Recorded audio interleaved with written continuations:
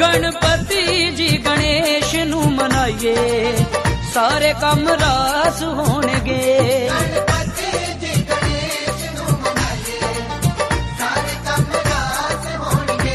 हर कम नालों पहला ही ते आइए सारे कम रास होणगे।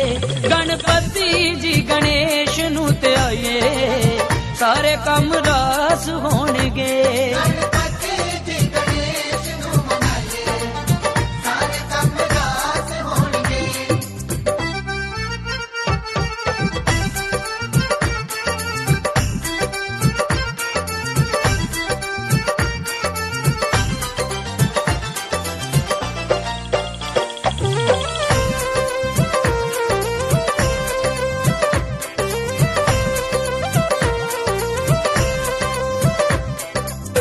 गौरा माता मान है गणपत, गौरा माता मान है गणपत, शिव जी दा वरदान है गणपत, शिव जी दा वरदान है गणपत। पहला लड्डूआं दा भोग लवाइए सारे कम रास होणगे। गणपति जी गणेश नू ते आइए सारे कम रास होणगे।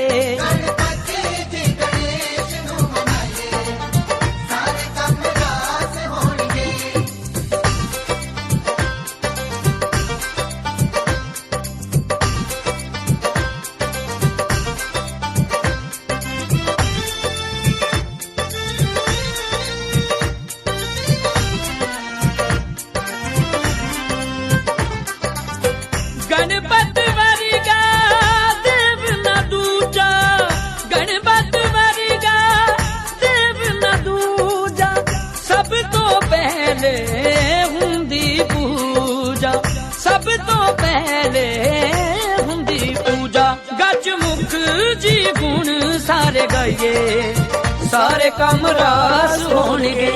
गणपति जी गणेश नू मनाइए सारे कम रास होणगे। गणपति जी गणेश नू मनाइए सारे कम रास होणगे।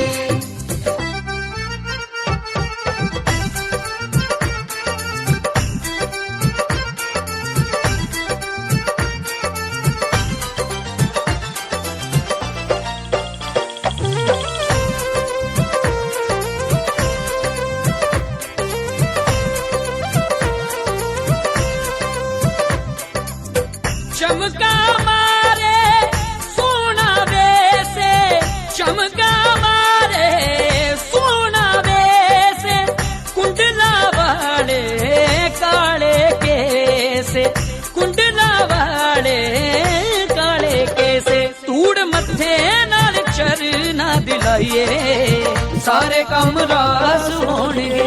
गणपति जी गणेश नू मनाइए सारे कम रास होणगे।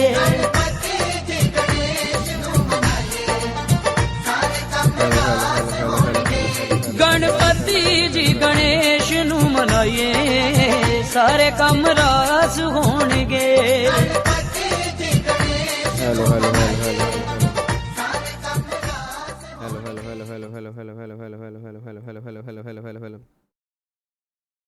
गुड मॉर्निंग जी, गुड मॉर्निंग में गुड मॉर्निंग। की हाल चाल जी? वधिया हो सारे? तंदुरुस्त हो? फैमिली वधिया एकदम? चलो बहुत वधिया वधिया ही होना चाहिए जी।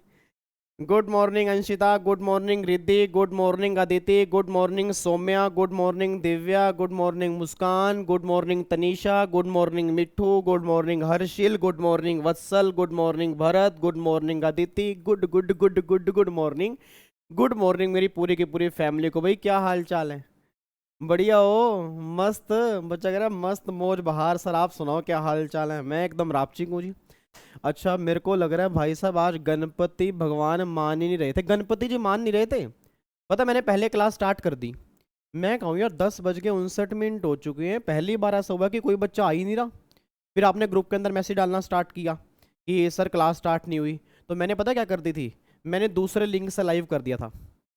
तो मैंने कहा यार तो ये कलेश हो गया, उधर उधर भजन चल रहा है, गणपति जी गणेश नु मनाइए, गणपति बाबा माने नहीं। फिर दूसरी बार जब मैं लाइव आया तो 5 मिनट की क्लास। मैंने कहा हे गणपति बाबा क्या हो गया, मोदक खिला देंगे आपको भी। फाइनली फिर तीसरी बार गणपति बाबा माने, कह रहे मोदक खिला देना चुप करके। ये तब जाके माना हूं कि तुमने मोदक की रिश्वत दे दिया मुझे। हाँ यार मान ही नहीं रहे थे, हद हो गई आज तो बिल्कुल ही। मैंने कहा पता नहीं क्या हो गया गणपति बप्पा को। तो फाइनली मान गए हैं जी, फाइनली मान गए हैं Ganpati Bappa Morya. Oh my God, चलो बहुत बढ़िया जी, वेरी गुड जी। चलो इधर देखो ध्यान से, फाइनली आज हमें कस्टम स्टार्ट करना है जी। ठीक है जी, फाइनली आज हमें कस्टम स्टार्ट करना है। और कस्टम की जो क्लासेस होंगी, मैंने आपको पहले भी कहा था, टोटल मिला के 8 या 9 क्लासेस होंगी। मतलब मेरा टारगेट 8 क्लास का है। अब वो 8 लगेंगी, 7 लगेंगी, 9 लगेंगी, वो नहीं मुझे पता, बट हाँ जब दिल से सेटिस्फेक्शन आएगी ना कि कस्टम हमें मस्त तरीके समझ में आ गया, उस दिन हम कस्टम खत्म कर देंगे। अच्छा ये वाली क्लास जो है ना, ये यूट्यूब के ऊपर भी जाएंगी, तो इसको आप आराम से बाद में भी देख सकते हो। और पहली 5 या 6 क्लास जो होंगी वो एग्जीक्यूटिव वाले बच्चे भी देख सकते हैं, क्योंकि एग्जीक्यूटिव और प्रोफेशनल में सिलेबस ऑलमोस्ट सेम है, बट सारे चैप्टर नहीं है। तो जो पहले 6 लेक्चर होंगे वो एग्जीक्यूटिव प्रोफेशनल दोनों के लिए होंगे, जो एडिशनल लेक्चर होंगे वो सिर्फ प्रोफेशनल वाले बच्चों के लिए होंगे। तो अगर आपका कोई दोस्त एग्जीक्यूटिव वाले भी है ना, तो सेम लेक्चर है, बस उनको पहले 6 लेक्चर देखने हैं, आपको 9 लेक्चर देखने हैं, बस काम खत्म। उनके 5 नंबर पक्के हो जाएंगे, आपके 10 नंबर पक्के हो जाएंगे जी। ठीक है जी। और मोस्ट डिटेल में करेंगे जी, मोस्ट डिटेल में करेंगे, पूरी डेप्थ नॉलेज हम लेके चलेंगे। और कस्टम को ना मस्त तरीके से करेंगे सर, इतना बढ़िया कस्टम करवा दूंगा आपको कि सर सबसे आसान कस्टम लग रहा है, मतलब 10 नंबर हमारे पक्के हो चुके हैं। ठीक है, मस्त तरीके से करेंगे, बढ़िया तरीके से करेंगे। ठीक है, अच्छा अब सुना ध्यान से, एक बार पहले भगवान जी की प्रार्थना कर ले। ठीक है ना, क्योंकि जो प्रार्थना की रूटीन हमारी बनी हुई है, पहले एक बार प्रार्थना कंप्लीट कर लेते हैं, फिर मैं आपके नोट्स की बात भी करूंगा कि नोट्स आपको कब मिलेंगे, नोट्स की डिस्कशन भी करेंगे, बट एक बार पहले प्रार्थना कर लेते हैं। सारे बच्चे हाथ जोड़ लो जी, सारे बच्चे एक बार फटाफट से हाथ जोड़ लीजिए। सारे बच्चे एक बार फटाफट से हाथ जोड़ लीजिए। हम भगवान जी की प्रार्थना करने जा रहे हैं जी, भगवान जी को मनाने जा रहे हैं कि हे भगवान हमारा कस्टम बहुत बढ़िया तरीके से हो जाए, नंबर हमारे पक्के हो जाएं, और सबसे आसान जैसे सर कह रहे हैं वो हमें कस्टम ही लगे सर, सबसे आसान कस्टम होना चाहिए। ठीक है जी, चलो 1 2 3 स्टार्ट।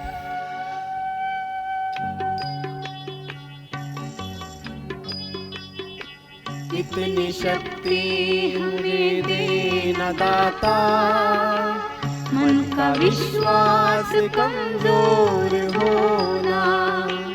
इतनी शक्ति हमें देना दाता, मन का विश्वास कमजोर हो।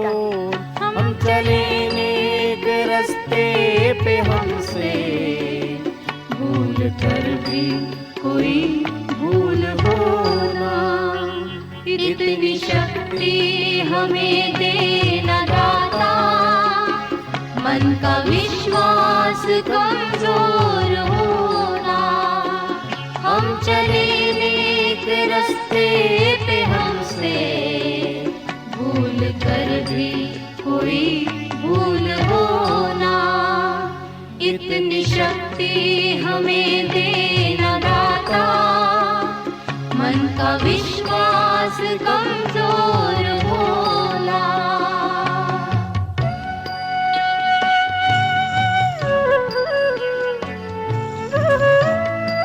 चलो जी, प्रार्थना हमारी कंप्लीट हो चुकी है। गणपति बप्पा मोरया, क्या बात है, आज तो गणपति बप्पा को मोदक खाने को मिलेंगे। आज तभी माने तीसरी बार मिलेंगे मिलेंगे मिलेंगे, गणपति बप्पा मिलेंगे, मोदक मिलेंगे, आपको टेंशन मत लो। क्लास हमारी बढ़िया चलनी चाहिए, बस आपको मोदक भी मिलेंगे, आपको लड्डू भी मिलेंगे। और बताओ क्या खाना आपने? हाँ ऐसे गुस्से मत हुआ करो आप, पता है तीसरी बार में आपने क्लास स्टार्ट किया आज मेरी। चलो जी आओ जी अपनी क्लास स्टार्ट करते हैं जी। इधर सुनो ध्यान से, अब मैं एक बार मैं आपको नोट्स दिखा देता हूँ जी। नोट्स मैं आपको दिखा रहा हूँ, ये आपके नोट्स हैं। अब इधर सुनो ध्यान से, ये नोट्स आपको हैंड रिटन नोट्स मिलेंगे जी। ठीक है जी, आपको हैंड रिटन नोट्स मिलेंगे, इसमें सब कुछ मैंने नोटिंग की हुई है। जो एडिशनल नोटिंग होगी वो मैं क्लास में ही करवा दूंगा।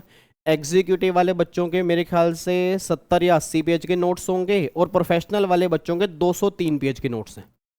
बच्चा कह रहे हैं हमारे साथ नाइंसाफ़ी क्यों है? नाइंसाफ़ी नहीं है, आप में प्रैक्टिकल क्वेश्चंस आते हैं ना बड़े बड़े, तो प्रैक्टिकल क्वेश्चन मैंने कंबाइन ही किए हुए हैं जी। ठीक है जी, तो मैं आपके नोट्स आज शाम को ही ग्रुप में डाल दूंगा, बस मेरे को 1-2 घंटे का टाइम चाहिए। आज शाम को ना मेरे को ना ऐसा करना, 4-5 बजे के बाद चाहे व्हाट्सएप कॉल कर लेना, मेरे को याद करवा देना, शाम को आपके ग्रुप में आ जाएंगे। इवन मैं इसको टेलीग्राम चैनल पे भी डाल दूंगा जी, और टेलीग्राम चैनल पे मैं अलग अलग डालूंगा। CS एग्जीक्यूटिव कस्टम नोट्स अलग लिखे होंगे, CS प्रोफेशनल कस्टम नोट्स वो अलग लिखे होंगे जी, ठीक है जी। क्लास में जो मैं एडिशनल नोटिंग कराऊंगा वो अपने एडिशनल नोटिंग करनी है, तो क्या करना पड़ेगा, इसका प्रिंट आउट निकालना पड़ेगा आपको, ठीक है जी। इसका प्रिंट आउट निकाल के रख लेना, जहाँ जहाँ एडिशनल नोटिंग होगी वहाँ वहाँ नोटिंग करनी है। बाकी ऑलमोस्ट नोटिंग इसमें सारी की सारी कंप्लीट है जी, ठीक है जी। और 200 पेज के ना टेंशन मत लो जी, 200 पेज के नोट्स नहीं है, आप ये मान के चलो कि नोट्स आपके 100-125 पेज के ही हैं, बाकी सारे क्वेश्चंस हैं।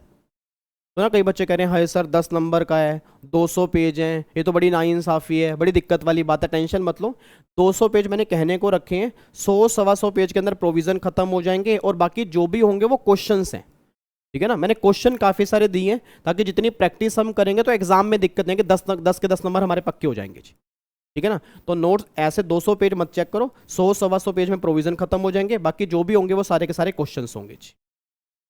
डन है जी,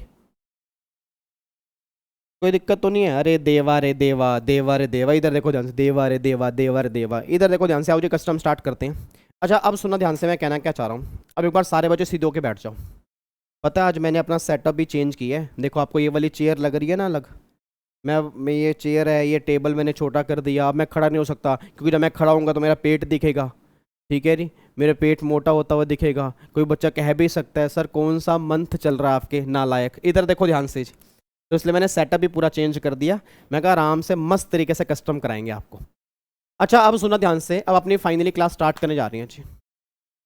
अब आपने GST अपना कंप्लीट कर लिया जी, इनकम टैक्स आपने कंप्लीट कर लिया, अब जो हमारा बैलेंस बचा है वो हमारा कस्टम बैलेंस बचा है।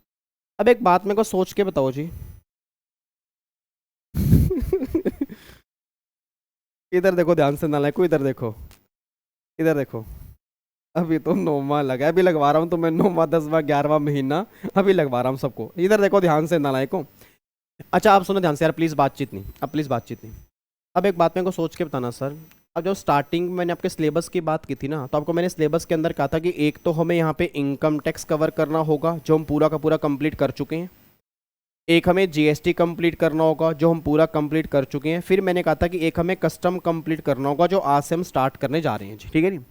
अब इनकम टैक्स जो है, income tax is a part of direct tax, और GST और कस्टम जो है is a part of indirect tax. ये सारी की सारी बातें हम पहले कर चुके हैं। अब डायरेक्ट टैक्स किसे कहते हैं वो भी हम देख चुके हैं, IDT किसे कहते हैं वो भी हम सारी बातें कंप्लीट कर चुके हैं। DT का मतलब लेवी बर्डन अगर सेम पर्सन पे होगा तो वो DT है, और अगर लेवी बर्डन अगर डिफरेंट पर्सन पे होगा तो फिर वो IDT है। इसका डिपार्टमेंट CBDT होगा, इसका डिपार्टमेंट CBIC होगा। ये सारी बातें हम बेसिक वाली क्लास में पहले कंप्लीट कर चुके हैं। अब जो स्टार्टिंग के अंदर मैंने कस्टम की बात की ना, तो आपको मैंने वहाँ पे थोड़ा सा आइडिया दिया था कि कस्टम जो होगा वो इंपोर्ट और एक्सपोर्ट वाले केस में एप्लीकेबल होगा। मतलब इनकम टैक्स इनकम पर एप्लीकेबल है, GST गुड्स और सर्विस पर एप्लीकेबल है, और कस्टम ड्यूटी जो होगी वो इंपोर्ट और एक्सपोर्ट पे एप्लीकेबल होगी। अब मेरा पूरी क्लास से क्वेश्चन है सर, जब मैंने कहा कि कस्टम लॉ जो है वो इंपोर्ट और एक्सपोर्ट पे लगेगा, ये बात तो क्लियर है। क्या आप में से कोई बच्चा मुझे बता सकता है कि इंपोर्ट और एक्सपोर्ट जो हम करते हैं, क्या वो सिर्फ गुड्स का इंपोर्ट एक्सपोर्ट करते हैं, या वो सर्विस का इंपोर्ट एक्सपोर्ट करते हैं, या वो दोनों का इंपोर्ट एक्सपोर्ट करते हैं? ऑब्वियस सी बात है दोनों का इंपोर्ट एक्सपोर्ट करते हैं भाई। आज हम इंपोर्ट अगर करते हैं, हम गुड्स पे इंपोर्ट करते हैं, हम सर्विस पे इंपोर्ट करते हैं। आज हम गुड्स भी एक्सपोर्ट करते हैं, सर्विस पे एक्सपोर्ट करते हैं। याद करो GST के अंदर आपको मैंने कई सारे केस कहे थे, रिवर्स चार्ज में इंपोर्ट ऑफ सर्विस की बातें होती हैं। इट मीन्स अगर मैंने बाहर से सर्विस इंपोर्ट की है तो याद करो रिवर्स चार्ज में, GST में रिवर्स चार्ज एप्लीकेबल होगा। वो सारी की सारी बातें वहाँ पे हम कर चुके हैं। तो ये तो क्लियर है कि सर्विस भी इंपोर्ट होती है, गुड्स भी इंपोर्ट होगा, सर्विस भी एक्सपोर्ट होगी और गुड्स भी एक्सपोर्ट होगा। अब बच्चा ये बात कहता है सर आपने कहा कस्टम इंपोर्ट और एक्सपोर्ट पे होगा, तो क्या अगर हम गुड्स और सर्विस दोनों इंपोर्ट करेंगे या गुड्स और सर्विस दोनों एक्सपोर्ट करेंगे तो क्या कस्टम ड्यूटी एप्लीकेबल होगी? Answer is no. तो सबसे पहली बात तो ये समझो कि कस्टम लॉ जो है ना वो सिर्फ गुड्स वाले केस में एप्लीकेबल है, सर्विस वाले केस में एप्लीकेबल नहीं है। इट मीन्स आज अगर मैंने गुड्स इंपोर्ट किए, आज अगर मैंने गुड्स एक्सपोर्ट किए, उस केस में कस्टम ड्यूटी की बातें होंगी। अगर मैं सर्विस इंपोर्ट एक्सपोर्ट करूंगा उस केस में GST की बातें तो होंगी, उस केस में कस्टम की बातें नहीं होंगी। अब एक मुस्कान सामने बैठी है, देखो जिसका नाम ही मुस्कान है वो चेहरे पे स्माइल तो उसके आएगी ना।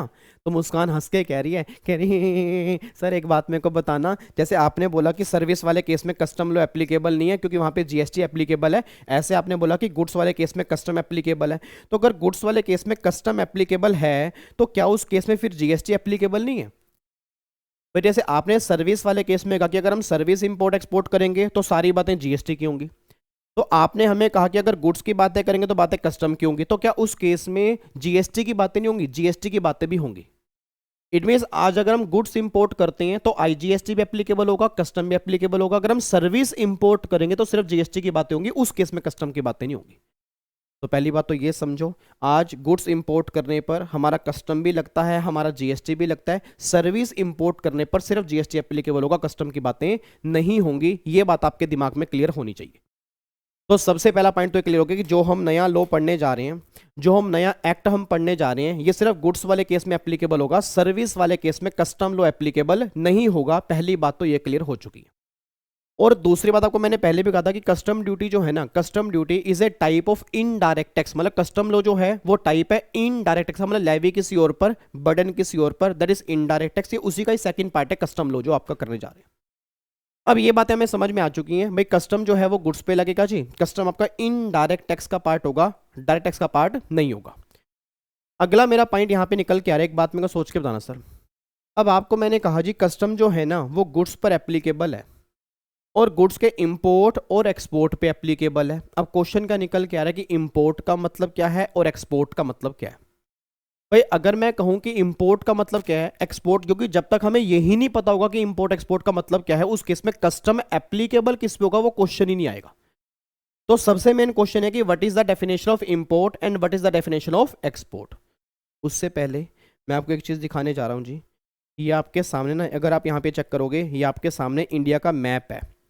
अगर आपको यहाँ पे दिख रहा हो, ये आपके सामने इंडिया का मैप है जी, और इसमें ना अलग अलग स्टेट के नाम लिख रहे हैं। अगर आपको यहाँ पे दिख रहा हो जी, जैसे फॉर एग्जांपल यहाँ पे JNK है, लद्दाख है, हिमाचल प्रदेश है, पंजाब है, यहाँ पे फिर दिल्ली है, यहाँ उत्तराखंड है, यहाँ राजस्थान है, यहाँ उत्तर प्रदेश है, ये सिक्किम है, ये बिहार है, ये मध्य प्रदेश है, ये गुजरात है, ये महाराष्ट्र है। ये सारे के सारे अलग अलग स्टेट के नाम मैंने यहाँ पे लिखे हुए हैं। अब सुनना ध्यान से, मैं कहना क्या चाह रहा हूँ। अब एक बात मेरे को सोच के बताओ सर, ये इंडिया का मैप आपके सामने है, मेरा पूरी क्लास से क्वेश्चन, जितने बच्चे मेरे सामने बैठे हैं सर, जितने बच्चे मेरे सामने बैठे हैं, चाहे वो लाइव के अंदर बैठे हैं, चाहे वो ड्राइव के अंदर बैठे हैं, चाहे वो यूट्यूब फैमिली के बच्चे हैं, आपसे मेरा क्वेश्चन है, एक बात मेरे को सोच के बताना सर। अगर मान लो मैंने मध्य प्रदेश से, अगर मान लो मैंने मध्य प्रदेश से महाराष्ट्र में सामान अगर भेजा है तो क्या उस केस में कस्टम की बात होगी? पहले मैं बता दो, बस सिर्फ अगर मैंने मध्य प्रदेश से महाराष्ट्र में सामान भेजा, क्या उस केस में कस्टम की बात होगी? यस या नो? आंसर इज नो ना भाई, ऑब्वियस सी बात है। ये क्या है? ये तो डोमेस्टिक सेल परचेज है। अगर मैंने महाराष्ट्र से सामान गुजरात के अंदर भेजा, क्या उस केस में कस्टम की बात होगी? अगर मैंने गुजरात से सामान राजस्थान के अंदर भेजा, क्या कस्टम की बात होगी? अगर मैंने राजस्थान से सामान उत्तर प्रदेश के अंदर भेजा, क्या कस्टम की बात होगी? अगर यूपी से मैंने सामान बिहार के अंदर भेजा, क्या कस्टम की बात होगी? अगर बिहार से मैंने झारखंड, उड़ीसा, तेलंगाना कहीं पर भी सामान भेजा, उस केस में कस्टम की बातें नहीं होंगी। अच्छा, आप सोच के बोला, अगर मैंने सामान ऐसे भेजा, कस्टम की बातें तो नहीं होंगी, बट क्या उस केस में जीएसटी एप्लीकेबल हो जाएगा? नहीं हो जाएगा। तो मेरा पूरी क्लास से क्वेश्चन है, उस केस में कस्टम की बातें तो नहीं होंगी, उस केस में कस्टम की बातें तो नहीं होंगी, बट क्या उस केस में जीएसटी एप्लीकेबल हो जाएगा? नहीं हो जाएगा? 100% यस। आपको मैंने पहले भी कहा था कि डोमेस्टिक सेल परचेज वाले केस में जीएसटी की बातें होती है, कस्टम की बातें नहीं होती। तो अगर मान लो मैंने यहां से यहां, यहां से यहां, यहां से यहां सामान भेजा, तो बातें जीएसटी की हो सकती हैं, बातें कस्टम की नहीं होंगी। तो बच्चा कहता है सर तो फिर कस्टम जो लगेगा वो आपने बोला इंपोर्ट एक्सपोर्ट में लगेगा। मैं कह रही बिल्कुल सही बात है। तो इंपोर्ट एक्सपोर्ट का मतलब क्या होता है? मेरे को पूरी क्लास बस ये क्लियर कर दे कि इंपोर्ट का मतलब क्या है। पूरी क्लास बस मेरे को ये क्लियर कर दे कि इंपोर्ट का मतलब क्या। सर इंपोर्ट किसे कहते हैं? ये सारी बातें वैसे मैं आपको पहले बता चुका हूँ सर, ये हम बातें जीएसटी में भी डिस्कस कर चुके हैं कि इंपोर्ट का मतलब क्या है। बताना जी इंपोर्ट का मतलब क्या है जी। इंपोर्ट का मतलब क्या निकल के आ रहा है कि बाहर से कोई भी सामान इंडिया में आना, उसको हम क्या बोलते हैं? इंपोर्ट बोलते हैं। बाहर से कोई भी सामान इंडिया में आना, उसको हम क्या बोलते हैं? इंपोर्ट बोलते हैं। इंडिया से कोई भी सामान बाहर जाना, उसको हम क्या बोलते हैं? एक्सपोर्ट बोलते हैं। बस ये बात ध्यान दो जी। तो सिंपल सी बात ये निकल के आ रही है, मैंने ये नहीं कहा, मैंने ये बिल्कुल भी नहीं कहा कि बाहर का सामान इंडिया में आना। सारे बच्चे come on come on come on come on come on यार कमॉन, सारे बच्चे एक बार मेरे पीछे बोलेंगे जी। सारे बच्चे एक बार मेरे पीछे बोलेंगे इंपोर्ट का मतलब मैंने क्या बोला, शाबाश शाबाश शाबाश। इंपोर्ट का मतलब मैंने क्या बोला कि बाहर का सामान इंडिया में आना या बाहर से इंडिया में आना, बाहर से इंडिया में आना। एक्सपोर्ट का मतलब मैंने क्या बोला कि इंडिया से सामान बाहर जाना, इंडिया का सामान बाहर जाना नहीं, इंडिया से बाहर जाना। तो सिंपल सी बात क्या निकल के आ रही है कि अगर बाहर से कोई भी सामान इंडिया में आएगा वो इंपोर्ट है, इंडिया से कोई भी सामान बाहर जाएगा वो एक्सपोर्ट है। बस ये बात ध्यान दो जी, इसमें कोई दिक्कत तो नहीं है। अब एक बात मेरे को सोच के बताओ जी। तो सिंपल सी बात ये निकल के आ रही है, ये हमारा इंडिया का मैप है। अब अगर ये हमारा इंडिया का मैप है, लेट्स टेक एन एग्जाम्पल, मान लो बाहर ना यहाँ पे कंट्री है, ये कंट्री यहाँ पे है जी, ये कंट्री यहाँ पे है।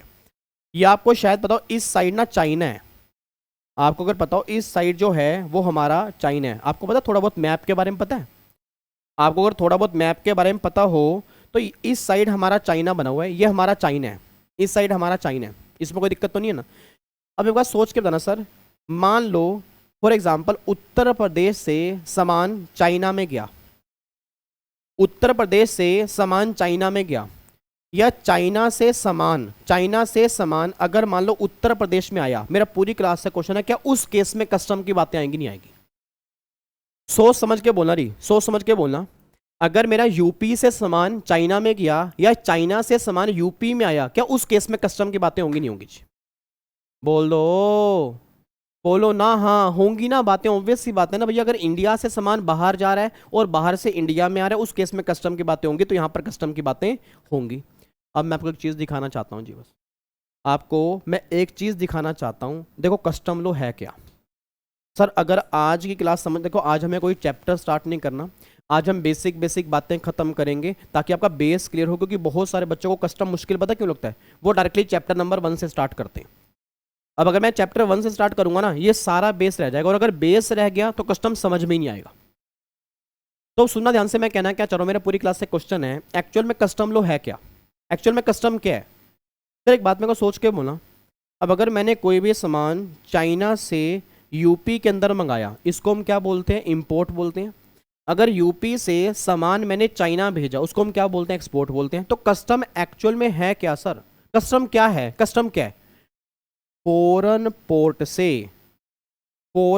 से इंडिया के पोर्ट में आने तक जितने प्रोविजन लगते हैं वो कस्टम लो है। मतलब बाहर वाली कंट्री जहां से मैंने सामान परचेज किया, मैं दोबारा बोलूंगा, बाहर वाली कंट्री जहां से मैंने सामान परचेज किया, वहां से सामान इंडिया के पोर्ट पर आने तक जितने प्रोविजन एप्लीकेबल होंगे ना, वो सारे के सारे कस्टम है। सर एक मिनट, एक बार दोबारा से मैं दोबारा बोलूंगा। बाहर का पोर्ट, जो बाहर का पोर्ट है, बाहर के पोर्ट से इंडिया के पोर्ट में आने तक जितने प्रोविजन एप्लीकेबल होते हैं ना, वो सारे के सारे कस्टम लॉ के अंदर कवर होते हैं। बस ये बात ध्यान दो सर। अगर कोई सामान अगर मान लो इंडिया में आ गया, जैसे मान लो यहाँ पे उत्तर प्रदेश है, अब अगर मान लो यूपी है और यहाँ पे एक पोर्ट बना हुआ है, अब यहाँ पे पोर्ट पे सामान उतर गया। अब जब मान लो यहाँ पे कस्टम पोर्ट पे सामान उतर गया, तो उसके बाद जब इस सामान को हम यूपी में लेकर आएंगे, तो क्या वो इंपोर्ट वाली कैटेगरी में कवर नहीं होगा? फिर वो इंपोर्ट में कवर क्यों होगा जी? फिर तो वो इंडिया से इंडिया में सामान आ रहा है ना। नहीं समझ पा रहे सर? पहले कस्टम लोग का ना दायरा समझो, दायरा क्या है? कस्टम लोग का दायरा क्या है कि बाहर वाला पर्सन जिससे मैंने सामान परचेज किया, वहां से इंडिया के पोर्ट में आने तक जितने प्रोविजन भी एप्लीकेबल होंगे ना, वो सारे कस्टम लो हैं। मतलब समझ लो दायरा, सिर्फ दायरा इतना सा है, सिर्फ इतना सा दायरा है। इट मींस अगर ये बाहर वाली कंट्री है, अगर ये इंडिया है, तो यहां से अगर कोई सामान मुझे इंडिया में लेके आना है, इसके बीच में जो प्रोविजन एप्लीकेबल होंगे ना, वो सिर्फ कस्टम के होंगे, बाकी कस्टम कुछ भी नहीं है। क्योंकि अगर एक बार सामान इंडिया में आ गया, फिर तो भैया जीएसटी की बातें होंगी, फिर कस्टम की बातें होंगी नहीं। अच्छा एक बात मेरे को और सोच के बताना चाहिए, मेरा पूरी क्लास से क्वेश्चन है, एक होता है इंपोर्ट, एक होता है इंपोर्टेड गुड्स। एक तो होता है इंपोर्ट, एक होता है इंपोर्टेड गुड्स। आप में से कोई बताएगा इंपोर्टेड गुड्स क्या होते हैं? आपको मैं एक मिनट रुको, मैं बताता हूं जी इंपोर्टेड गुड्स क्या होते हैं। जैसे अगर मैं आपको बताऊं, इधर देखो ध्यान से, यहां पे ना ये जैसे मान लो, एक मिनट रुको यार, ये फॉर एग्जांपल ये आपका ओ माय गॉड जैसे ए येलो जी, ये आपके ना देखो 2 परफ्यूम है। बच्चा कह रहा है अच्छा अपने परफ्यूम दिखा रहे हो, तो मैं दिखा रहा हूँ ना कि मैं भी लगाता हूँ परफ्यूम, ठीक है जी। अब जैसे मान लो एक ना ये परफ्यूम है, ये परफ्यूम है। तो ये परफ्यूम जो है ना, मान लो ये वाला परफ्यूम जो है, ये मेरा मामा जी का लड़का बाहर से लेकर आया था। इसको मैंने यूज़ नहीं किया, मेरा ना मन नहीं करता इसको यूज़ करने का। भाई बाहर से आया था, मैंने कहा यार ये यूज़ नहीं करूँगा, यार ये यूज़ करूँगा ना ख़त्म हो जाएगा, फिर पता नहीं बाहर से वो कब लेके आएगा जी। अब मेरा पूरी क्लास से क्वेश्चन है, अब अगर ये परफ्यूम मैं बाहर से लेकर आया था मेरे मामा जी का लड़का, और ये परफ्यूम जो है वो मैंने इंडिया से परचेज़ किया था, ये इंडिया से परचेज़ किया, ये वाला बाहर से आया। अब सोच समझ के बोलना सर, अब अगर ये परफ्यूम मेरे हाथ में है, ये परफ्यूम बाहर से आया था, तो क्या ये परफ्यूम इंपोर्टेड गुड्स है या नहीं है? सोच के बोलना, क्या ये परफ्यूम इंपोर्टेड गुड्स है या नहीं है? मैं इससे क्वेश्चन पूछना चाह रहा हूं। ओए परफ्यूम बता ना, तो इंपोर्टेड गुड्स है या नहीं? तो बताओ क्या ये परफ्यूम इंपोर्टेड गुड्स वाली कैटेगरी में कवर होगा, नहीं होगा? ये वाला परफ्यूम इंपोर्टेड गुड्स वाली कैटेगरी में कवर नहीं होगा, ये बात तो क्लियर है। ये तो इंडिया से परचेज किया, इसमें इंपोर्टेड गुड्स की बात ही नहीं है। बट ये वाला परफ्यूम इंपोर्टेड गुड्स वाली कैटेगरी में कवर होगा, नहीं होगा? आंसर इज नो जी। Answer is no, answer is no, answer is no. ये जो बाहर आप चौड़े के अंदर बोलते हो ना, चौड़े होके, अरे अरे भाई इंपोर्टेड है, भाई इंपोर्टेड है, ये इंपोर्टेड घड़ी है, ये इंपोर्टेड घड़ी है भाई, ये इंपोर्टेड टी शर्ट है भाई, ये इंपोर्टेड मोबाइल है भाई, ये इंपोर्टेड परफ्यूम है भाई, ये इंपोर्टेड डीओ है। गवर्नमेंट कहती है हेलो हेलो हेलो अनपढ़, हेलो अनपढ़, अनपढ़, इधर इधर इधर इधर, हिप हिप हिप बुड़बक। तो एक बात मेरे को बता, तो कोई इंपोर्टेड गुड्स का मतलब पता भी है क्या होता है? सर इंपोर्टेड गुड्स का मतलब क्या होता है? मतलब बाहर से सामान मेरे मामा जी का लड़का लेकर आया, तो मैं इंपोर्टेड तो बोलूंगा ना इसको। इसमें तो मेरी चोट बनती है, मैं लोगों को बोलता हूँ ये शर्ट इंपोर्टेड है, ये वॉच इंपोर्टेड है, ये परफ्यूम इंपोर्टेड है, तो गवर्नमेंट कह रही भैया बोलता रहे। फिर as per custom law imported का मतलब क्या होता है जी? As per custom law imported का मतलब क्या होता है कि ऐसे गुड्स जिसपे अभी तक आपने ड्यूटी पे नहीं की, ऐसे गुड्स जिसपे अभी तक आपने ड्यूटी पे नहीं की, वो सारे गुड्स जो होंगे ना, वो इंपोर्टेड गुड्स वाली कैटेगरी में कवर होंगे। बस ये बात ध्यान दो जी। अब एक बात मेरे को सोच के बताना सर, जब ये बाहर से इंडिया में आया होगा, तो ऑलरेडी इस पे ड्यूटी पे हो चुकी होगी। तो इंडिया में आने के बाद मतलब बाहर से कोई भी सामान आया, जब तक वो बाहर के पोर्ट पर पड़ा है, जब तक वो बाहर के पोर्ट पर पड़ा हुआ है, वो इंपोर्टेड गुड्स वाली कैटेगरी में कवर होगा। जब बाहर से मैं इंडिया में सामान लेके आ जाऊंगा ना, इसको मैं कोस्टल गुड्स वाली कैटेगरी में कवर करूंगा, इसको इंपोर्टेड गुड्स वाली कैटेगरी में कवर नहीं करूंगा। तो जब बाहर आप बोलते हो ना, कि सर ये इंपोर्टेड है, ये इंपोर्टेड है, प्रैक्टिकल लाइफ में आप गलत बोल रहे हो, बिल्कुल गलत बोल रहे हो जी, बिल्कुल गलत बोल रहे हो आप। इंपोर्टेड गुड्स का मतलब ये होता है कि जिस गुड्स पर अभी तक आपने ड्यूटी पे नहीं की, मतलब जो गुड्स इंडियन पोर्ट पे पड़ा हुआ है, बाहर से आया, इंडिया के पोर्ट पे पड़ा है, उसको हम क्या बोलेंगे? इंपोर्टेड गुड्स बोलेंगे। बट अगर एक बार वहां से घर के लिए क्लियर करवा लिया, एक बार आपने वहां से घर के लिए क्लियर करवा लिया ना, उसको फिर इंपोर्टेड गुड्स वाली कैटेगरी में कवर नहीं करेंगे। बस ये बात ध्यान दो जी, ठीक है जी। तो आज के बाद ना कभी किसी को ऐसे चौड़े में मत बोलना ये इंपोर्टेड गुड्स है, ये इंपोर्टेड गुड्स है। अगर कोई पढ़ा लिखा इंसान होगा, वो समझ जाएगा कि आपसे नालायक बच्चा कोई नहीं है। As per custom law imported goods का मतलब ये होता है कि अगर कोई सामान बाहर से इंडिया में आया, जब तक वो बाहर के पोर्ट पर है, तो इंपोर्टेड गुड्स वाली कैटेगरी में कवर है। जब बाहर के पोर्ट से वो इंडिया के लिए सामान क्लियर हो जाएगा, उसको इंपोर्टेड गुड्स वाली कैटेगरी में कवर नहीं करते। बस ये बात ध्यान दो जी।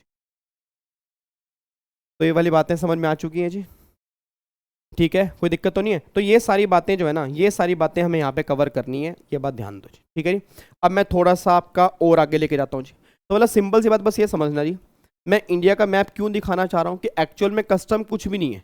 यहाँ से, यहाँ के पोर्ट से सामान बाहर जाना है, इसके बीच में जो प्रोविजन लग रहे हैं वो कस्टम लो है। बाहर से सामान इंडिया में आना है, इसके बीच में जो प्रोविजन लग रहे हैं वो कस्टम लो है। जब इंडिया के पोर्ट पे सामान होगा, वहां से वापस अंदर आएगा, उस केस में गवर्नमेंट कह रही है कि यहां पे हम इंपोर्ट के प्रोविजन या कस्टम के प्रोविजन एप्लीकेबल नहीं करेंगे जी। मेरी बात पल्ले पड़ रही है जी? अब आओ आपको मैं थोड़ा सा दिखाता हूँ जी।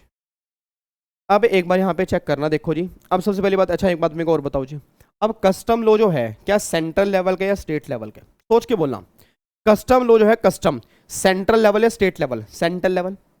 इसको बनाने वाली कौन होगी? अगर कोई भी लॉ सेंट्रल लेवल का होता है तो बनाने वाली कौन होती है? पार्लियामेंट होती है, पार्लियामेंट होती है। लिस्ट नंबर कौन सी होगी? लिस्ट नंबर 1 होगी।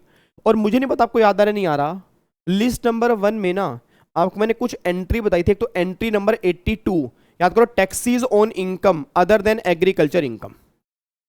Taxis on income other than agriculture income. और फिर एक मैंने कहा था एंट्री नंबर 83 जो है ना वो कस्टम ड्यूटी की है, वो आपके सामने यहाँ पे आ रही है जी। तो जो हमने कस्टम ड्यूटी की एंट्री नंबर 83 हमने की थी वो कस्टम लॉ की आती है। तो एंट्री 83 से बनाने वाली पार्लियामेंट है, लिस्ट नंबर 1 में हमारा कस्टम लॉ कवर होता है, बस ये बात ध्यान दो जी। ठीक है जी।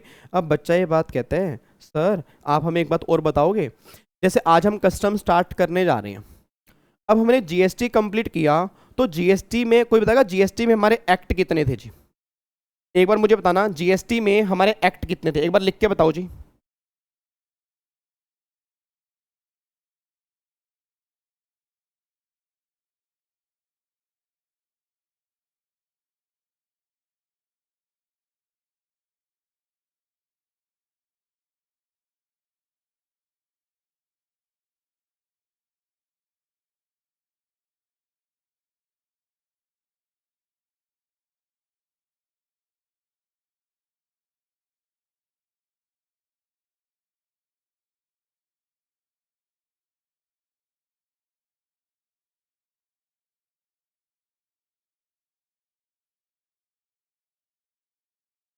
हाँ जी। अरे बच्चा कह रहा है किससे बात कर रहे हो सर, किसका फ़ोन आ गया? मेरे पास जोमेटो वालों का फ़ोन आ गया यार, हद होगी। कह रहे किसी बच्चे का ऑर्डर आया उसने आपके लिए पिज़्ज़ा भेजा है। मैं कहा हो ही नहीं सकता। भेजा है क्या किसी ने? नहीं सच्ची बताओ, मतलब भेजा है? मजा नहीं, मजाक जोमेटो फ़ोन आया कह रहे पिज़्ज़ा भेजा, आपके पिज़्ज़ा आया हुआ। मैं कहा मैंने मंगाया नहीं, मेरी क्लास चल रही है। कह रहे नहीं किसी बच्चे ने भेजा। पता नहीं यार ऐसा कौन सा है जी। हाँ वो यही कह रहे बताओ कहाँ पे आपका दुकान है, लाल चटनी के साथ, बिल्कुल सही बात है जी। अच्छा अब सुना ध्यान से मैं कहना क्या चाह रहा हूँ, अब एक बात मेरे को सोच के बताओ जी। जीएसटी में टोटल मिला के हमने कितने एक्ट किए थे? 35 एक्ट हमने जीएसटी में किए, अगर आपको याद आ रहा हो।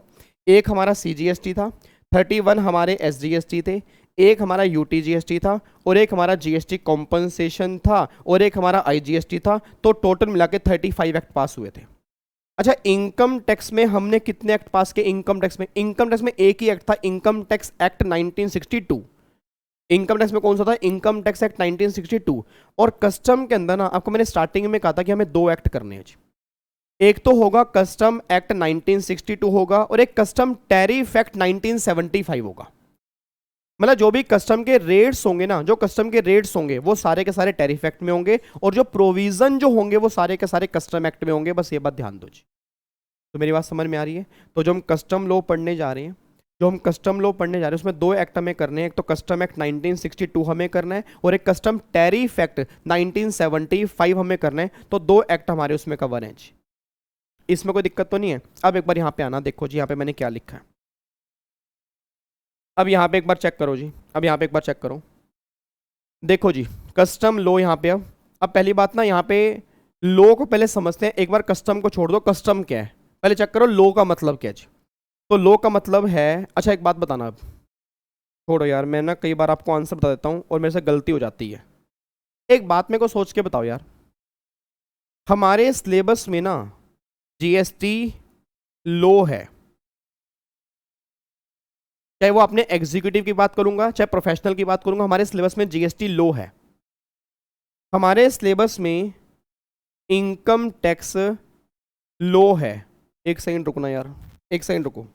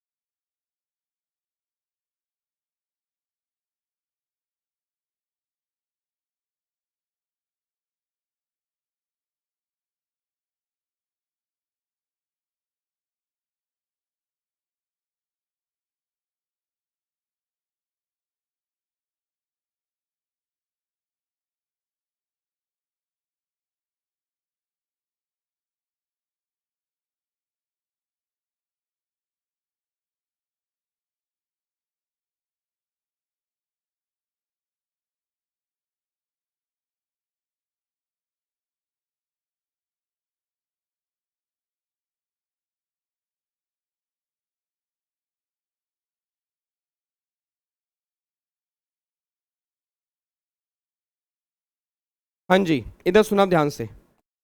बताओ, कह रहे पिज़्ज़ा खा ही लो सर आप। बच्चा कह रहा आया क्या आप ये तो बताओ। अरे पता नहीं, परेशान कर दिए। कह रहे ओटीपी आया होगा, उसके बिना पिज़्ज़ा डिलीवर नहीं करेंगे। हद हो गई बिल्कुल ही। अब सुना ध्यान से जी, हमारे सिलेबस में एक तो जीएसटी लो है, हमारे सिलेबस में एक इनकम टैक्स लो है, और हमारे सिलेबस में ना कस्टम जो है, कस्टम भी लो है। अब लो का मतलब क्या होता है कि एक्ट भी हैं, रूल्स भी हैं, रेगुलेशन भी हैं, केस लॉज भी हैं, नोटिफिकेशन भी हैं, सर्कुलर भी हैं, सब कुछ उसके बीच में आता है। सब कुछ उसके बीच में आता है। अब एक बार चेक करना, देखो यहाँ पे जी, अब देखो कस्टम लॉ मैंने लिखा हुआ है। अब लॉ में आपका एक्ट भी कवर होंगे, ठीक है, आपके एक्ट भी कवर होंगे, रूल्स भी कवर होंगे, रेगुलेशंस भी कवर होंगे, नोटिफिकेशन भी कवर होंगे, सर्कुलर भी कवर होंगे, केस लॉ भी कवर होंगे। अब एक्ट कस्टम में दो तरह के हैं, मैंने क्या बोले, कस्टम एक्ट 1962 और एक कस्टम टैरिफ एक्ट जो है वो 1975 है। अब एक बात मेरे को सोच के बताना सर, आपको मैंने बोला कि कस्टम में ना दो एक्ट हैं जो हमें कस्टम करना है। एक तो कस्टम एक्ट 1962 है और एक कस्टम टैरिफ एक्ट 1975 है। आप में से कोई बताएगा मेरे को, कस्टम एक्ट में क्या लिखे हुए हैं, प्रोविजन, और टैरिफ एक्ट में क्या लिखे हुए हैं, रेट। अब मुझे बिना देखे बताना, मैं चाहता हूं मेरे बिना बताए आप मुझे आंसर दो। जब टैरिफ एक्ट में रेट लिखे हुए हैं, जब टैरिफ एक्ट में रेट लिखे हैं, दोबारा बोलो, टैरिफ एक्ट में क्या लिखा है, रेट। रेट किस में लिखे हैं, टैरिफ एक्ट में। टैरिफ एक्ट में क्या लिखा है, रेट। रेट किस में लिखे हैं, टैरिफ एक्ट में। टैरिफ एक्ट में क्या लिखे हैं, रेट। बस ये बात ध्यान दो।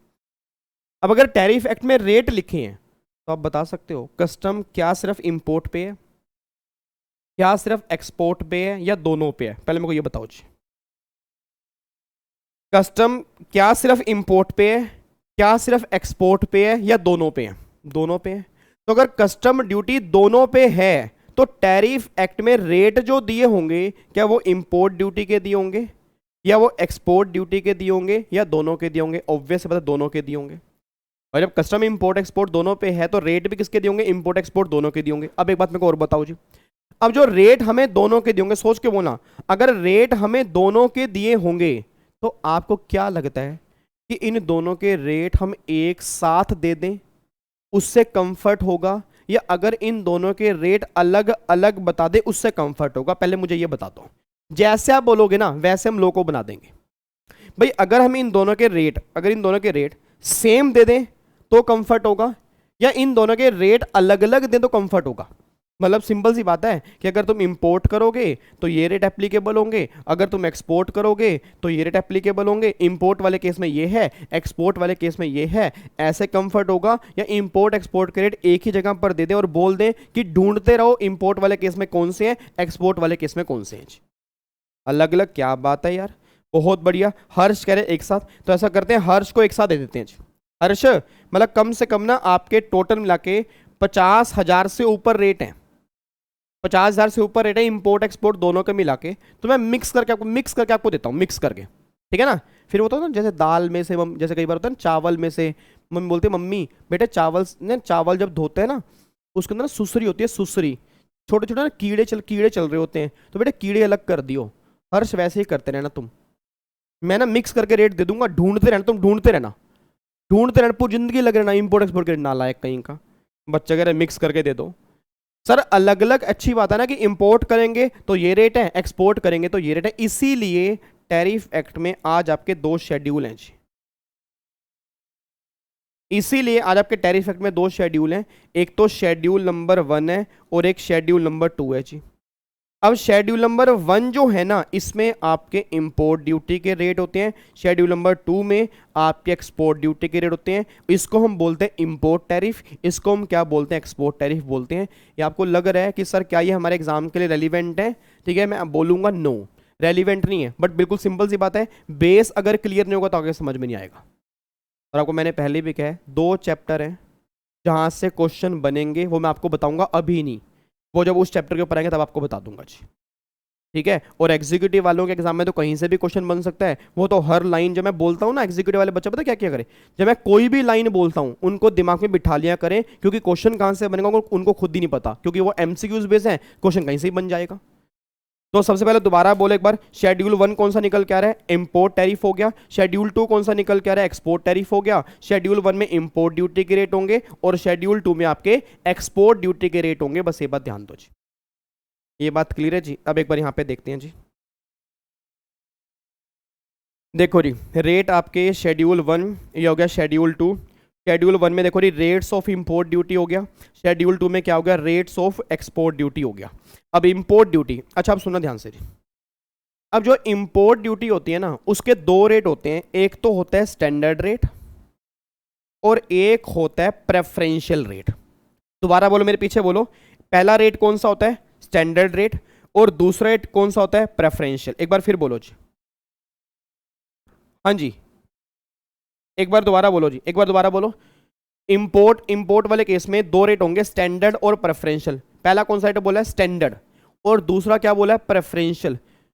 कोई बताएगा नाम से क्या लग रहा है, स्टैंडर्ड का मतलब क्या?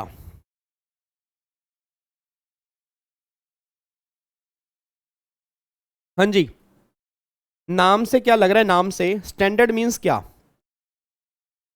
जैसे हम कई बार बोलते हैं नहीं, स्टैंडर्ड प्राइस ये प्राइस है जी, मतलब स्टैंडर्ड प्राइस ये वाला प्राइस है, तो नाम से क्या लग रहा है, स्टैंडर्ड का मतलब क्या होगा जी? स्टैंडर्ड का मतलब क्या होगा, ओके सर, स्टैंडर्ड का मतलब होगा जो मतलब नॉर्मली हर कंट्री में एप्लीकेबल होगा। भाई ऐसा नहीं है कि उसके लिए हम कस्टमर देखेंगे, भाई वो तो स्टैंडर्ड रेट है ना। जैसे मान लो फॉर एग्जांपल, अगर मैं इस परफ्यूम की बात करूंगा, तो ये परफ्यूम का स्टैंडर्ड रेट 1000 रुपये का है। लेट्स टेक एन एग्जांपल, मान लो अगर ये परफ्यूम है, इसका स्टैंडर्ड रेट जो है वो 1000 रुपये का है।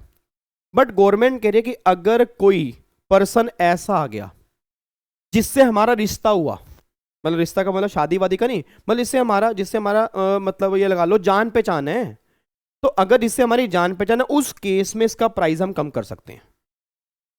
मेरी बात समझ में आ रही है जी?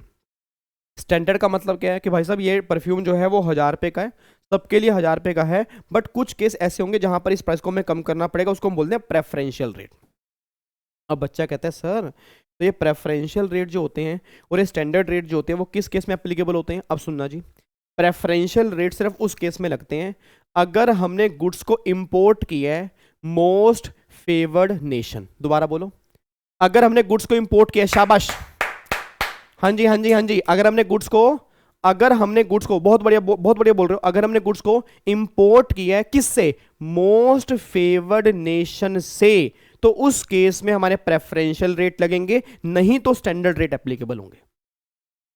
अब बच्चा कह रहा है सर ये मोस्ट फेवर्ड नेशन क्या होते हैं? मोस्ट फेवर्ड नेशन मींस ऐसे कंट्री जिनसे हमारे एग्रीमेंट बने हुए हैं, जिनसे हम अच्छे से डीलिंग करते हैं, हमारे उनसे रिश्ते अच्छे हैं, हमारे उनसे रिलेशन अच्छे हैं, तो उनसे हमारे प्रॉपर एग्रीमेंट बने होते हैं कि अगर इन कंट्री से इंपोर्ट करोगे तो रेट प्रेफरेंशियल रेट लगेंगे, नहीं तो स्टैंडर्ड रेट लगेंगे। अच्छा एक बात मेरे को सोच के बोलना, आज आज अगर हम सोच के बोलना, मेरा पूरी क्लास से क्वेश्चन है, अगर मान लो मैं कोई भी सामान, पाकिस्तान, कोई बताएगा पाकिस्तान, पाकिस्तान जो है, मेरा पूरी क्लास से क्वेश्चन है, पाकिस्तान जो है क्या वो हमारे मोस्ट फेवर्ड नेशन में कवर होता होगा, नहीं होता होगा जी? पाकिस्तान, वो तो हमारे बहुत अच्छे रिलेशन है उनसे। अरे पाकिस्तान की बात कर रहा हूं नालायको, पाकिस्तान से तो हमारे बहुत अच्छे रिलेशन है, भाईचारा है। बच्चा कह रहा है कहाँ फिकार की बात कर रहे हो? ठीक है जी, अब सुनो ध्यान से, मैं कहना क्या चाह रहा हूँ, पाकिस्तान जो है सर, पाकिस्तान से हमारे बहुत अच्छे रिलेशन हैं या नहीं है? नहीं है। और आपकी बताऊं, पहले पाकिस्तान मोस्ट फेवर्ड नेशन में हुआ करता था एक टाइम पे, जब इन्होंने हरकतें दिखाना स्टार्ट की, जब मेरे ख्याल से पुलवामा अटैक था शायद, उरी जो मूवी आई थी, उरी अटैक, उरी से पहले पुलवामा हुआ था ना, उरी से पहले शायद पुलवामा अटैक हुआ था, या पुलवामा के मतलब उरी अटैक या पुलवामा अटैक के टाइम से पहले ना ये मोस्ट फेवर्ड नेशन में था। जब इन्होंने अपनी हरकतें दिखाना स्टार्ट की, फिर गवर्नमेंट ने क्या किया, इसको मोस्ट फेवर्ड नेशन से हटा दिया। आज अगर वहां से आप इंपोर्ट करते हो तो नॉर्मल रेट एप्लीकेबल होते हैं, या वो हमसे इंपोर्ट करते हैं नॉर्मल रेट लगते हैं जी, उस केस में कोई भी प्रेफरेंशियल रेट की बात नहीं होती, बस ये बात ध्यान दो जी।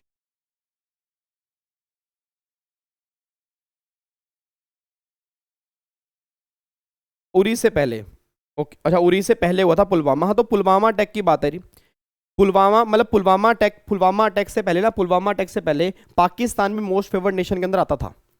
फिर अब यहां से रिमूव हो चुका है। इट मीन आज अगर इंपोर्ट चाहे वो करें चाहे हम करें, हम स्टैंडर्ड रेट की बात करते हैं, प्रेफरेंशियल रेट की बात नहीं करते जी। ठीक है जी, तो एक बार अब यहाँ पे चेक करो, देखो यहाँ पे आपके दो रेट होते हैं जी, एक तो मैंने क्या बोला स्टैंडर्ड रेट, एक मैंने क्या बोला concessional rate. Concessional means preferential rate.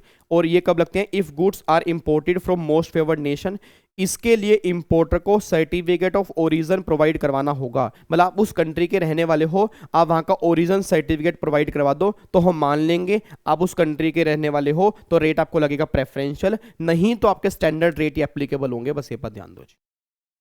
ये बात क्लियर है? उसमें कोई दिक्कत तो नहीं है ना? यहां तक पैक कर सकता हूं। चलो जी, एक बार मुझे फटाफट से क्लियर करो पहले तो। अब मुझे फटाफट से क्लियर करो, कस्टम को बनाने वाली कौन है? Parliament. Entry number 83, list number 1। Syllabus में कस्टम एक्ट है, कस्टम लॉ है, कस्टम लॉ है। उस लॉ में क्या कवर होगा? एक्ट कवर होंगे, रूल्स कवर होंगे, सर्कुलर कवर होंगे, क्लैरिफिकेशन कवर होंगे, रेगुलेशंस कवर होंगे, रूल्स कवर होंगे, वो सारी यहाँ पे कवर हो गया। फिर एक्ट कितने तरह के होंगे? दो तरह के, कस्टम एक्ट 1962 और custom tariff act 1975। Custom act में क्या है? प्रोविजन है। टैरिफ एक्ट में क्या है? रेट है। रेट कौन से होंगे? दो, इंपोर्ट और एक्सपोर्ट। इंपोर्ट वाले कहाँ पे? शेड्यूल 1 में। एक्सपोर्ट वाले कहाँ पे? शेड्यूल 2 में। दो रेट होंगे इंपोर्ट वाले केस में, स्टैंडर्ड और प्रेफरेंशियल। ठीक है, जो मोस्ट फेवर्ड नेशन होंगी वहां प्रेफरेंशियल लगेगा, उसको छोड़ के जो भी केस होंगे वहां स्टैंडर्ड रेट एप्लीकेबल होगा। एक्सपोर्ट वाले केस में कोई जरूरत नहीं है, एक्सपोर्ट वाले केस में एक ही तरह के रेट होते हैं, नॉर्मल ही रेट होते हैं, वहां पे कोई प्रेफरेंशियल रेट की बात नहीं होती। और वैसे मैंने पहले कहा भी था कि एक्सपोर्ट वाले केस में वैसे भी टैक्स नहीं है, और जहां लगेगा भी तो वो नॉर्मल रेट से ही लगेगा, उसमें प्रेफरेंशियल रेट की कोई भी बात यहां पे नहीं होती। डन है जी? अब यहां तक कोई दिक्कत तो नहीं है? अब थोड़ा सा आगे बढ़ सकते हैं, पक्का पक्का ना? चलो अब सुना ध्यान से। अब एक बार थोड़ा सा कस्टम के बारे में पढ़ते हैं कि एक्चुअल में कस्टम है क्या। एक बात मेरे को सोच के बताओ, आपने क्या सुना है कस्टम के बारे में? कस्टम एक टैक्स है या कस्टम एक ड्यूटी है? हाँ जी, आप में से कोई मुझे बताएगा कि कस्टम एक टैक्स है या कस्टम एक ड्यूटी है? बताना मुझे, कस्टम क्या है? कस्टम लॉ जो है, कस्टम लॉ क्या है? एक ड्यूटी है या टैक्स है? ऑब्वियस बात है कस्टम एक ड्यूटी है। आपको याद है, आपको मैंने पहले भी कहा था कि मैं ड्यूटी और टैक्स में डिफरेंस लिखवाऊंगा। अब वो टाइम आ चुका है, अब वो टाइम आ चुका है। इसी टॉपिक में आपको मैं डिफरेंस भी लिखवाऊंगा कि what is the difference between duty and custom, तो ड्यूटी एंड टैक्स। अब इनकम टैक्स जो है वो एक टैक्स है, जीएसटी जो है वो एक टैक्स है, कस्टम जो है वो एक ड्यूटी है, और एक्साइज जो थी वो भी एक ड्यूटी थी। तो पहली बात है समझो, कस्टम जो है वो एक ड्यूटी है, कस्टम टैक्स नहीं है, कस्टम ड्यूटी है। तो एक बार चेक करो यहाँ पे क्या लिखे है, एक बार सिंपल सी डेफिनेशन पढ़ते हैं पहले। हेलो अंकल, भैया सोना नहीं है यार, प्लीज़ यार, नहीं यार, प्लीज़ प्लीज़ प्लीज़ प्लीज़, भगवान का वास्ता एक बार सीधो के बैठ जाओ। हेलो, ओए ओए, बैंगनी कलर के बच्चे सीधो के बैठो, बिल्कुल नालायक, हंस रहे हैं मुझे देख के, हैं? सीधो के बैठो बिल्कुल। अब एक बार यहाँ पे चेक करना, देखो यहाँ पे नोटिंग क्या की हुई है। कह रहे कस्टम जो है, कस्टम जो है, it is a duty, it is a duty, बहुत ध्यान से पढ़ना, it is a duty levied on goods. क्या कह रहे हैं? इट इज ए ड्यूटी, बोलो ना, बोलो बोलो, it is a duty levied on goods और सर्विस और बोथ। हाँ जी, custom it is a duty levied on goods और सर्विस और बोथ। अच्छा, गुड्स और सर्विस और बोथ हमने कहीं पढ़ा था, हमने कहीं पर ये पढ़ा था? कोई बताएगा हमने कहां पढ़ा था? गुड्स और सर्विस और बोथ हमने कहीं पर पढ़ा था? मुझे बताओ कहां पढ़ा था आपने? बहुत बढ़िया, शाबाश शाबाश शाबाश। कहां था? जीएसटी की डेफिनेशन में। याद करो, GST is a tax which is levied on goods और सर्विस और बोथ। मतलब जीएसटी एक टैक्स था, it is levied on goods और सर्विस और both. Custom is a duty levied on goods, बस ये बात ध्यान देना चाहिए। तो अगर आप सर्विस की सप्लाई करोगे तो यहाँ पे कस्टम एप्लीकेबल नहीं है। अगर goods and service composite supply है और वो कॉम्पोजिट सप्लाई तुम्हारी सर्विस की सप्लाई में कवर हो जाती है तो भी कस्टम ड्यूटी नहीं है। कस्टम ड्यूटी ओनली गुड्स वाले केस में एप्लीकेबल होगी, सर्विस वाले केस में कस्टम लॉ एप्लीकेबल नहीं होगा, बस ये बात ध्यान दो जी। ठीक है जी, अब आओ जी आगे पढ़ते हैं जी। तो वो कह रहे हैं it is a duty, it is a duty levied on goods, अच्छी बात है, लेविड ऑन गुड्स। अच्छा, imported into India, imported into India और export from India, imported into India, export from India, rate specified under custom tariff act 1975। देखो कमाल की बात, देखो सर, मतलब लो लिखने वाले ने ना, लो लिखने वाले ने कमाल कर दिया, लो लिखने वाले ने कमाल कर दिया, लो लिखने वाले ने कमाल कर दिया जी।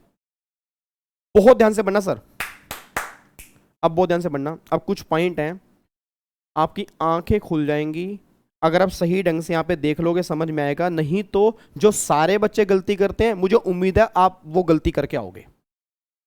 एक बार मुझे बताना जी, एक बार मुझे बताओ, कस्टम क्या है? एक ड्यूटी है। कस्टम क्या है? एक ड्यूटी है। किस पे लगती है? गुड्स पे लगती है। कस्टम क्या है? एक ड्यूटी है। किस पे लगती है? गुड्स पे लगती है। गुड्स के क्या होने पर? क्या होने पर? इंपोर्टेड इनटू इंडिया और एक्सपोर्ट फ्रॉम इंडिया। दोबारा बोलो, मैंने क्या बोला? इंपोर्टेड इनटू इंडिया और एक्सपोर्ट फ्रॉम इंडिया। आप सोच के बता सकते हो मैंने क्या बोला? मैंने क्या बोला? कस्टम ड्यूटी गुड्स पे लगती है क्या होने पर? बहुत ध्यान सुना। Imported into India, import into India, exported into India, sorry exported from India या एक्सपोर्ट फ्रॉम इंडिया। मेरे को बस ये बता दो इन चारों में से मैंने कौन सा वर्ड यूज किया है? इंपोर्टेड या इंपोर्ट, एक्सपोर्टेड या एक्सपोर्ट? बताओ मैंने कौन सा वर्ड यूज किया जी? जल्दी बोलो, मैंने वर्ड कौन सा यूज किया? सर वो कह रहे हैं कि जो गुड्स इंपोर्टेड गुड्स होंगे उस पे कस्टम ड्यूटी लगेगी और जो गुड्स एक्सपोर्ट गुड्स होंगे उस पे कस्टम ड्यूटी लगेगी। आप चेक करो मेरे बच्चों, मेरे बाबू, मेरे नोनू, मेरे सोनू, मेरे भिंडी, मेरे शिमला, मेरे बैंगनी, मेरे प्याज कलर के बच्चे, आप चेक करो यहां पे एक्सपोर्टेड वर्ड नहीं लिखा हुआ। सर डेफिनेशन में एक्सपोर्टेड वर्ड नहीं है, यहां पे इंपोर्टेड वर्ड है, यहां पे इंपोर्टेड वर्ड है, यहां पे एक्सपोर्ट वर्ड है। कोई बताएगा इसका मतलब क्या है? कोई बताएगा इसका मतलब क्या होता है? इंपोर्टेड और एक्सपोर्ट में क्या फर्क है? एक बार अपना दिमाग चलाओ जी, एक बार अपना दिमाग चलाओ, कोशिश करो बताने की कि सर हमारे अकॉर्डिंग ना इंपोर्टेड का मतलब ये होता है और एक्सपोर्ट का मतलब ये होता है। बताना मुझे। अंशिता, अंशिता, हर्षिल, समीक्षा,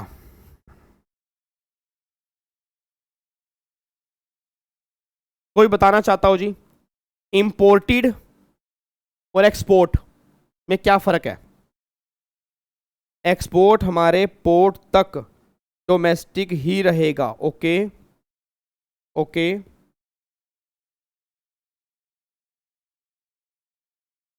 इंपोर्टेड मतलब इंपोर्ट हो गया है।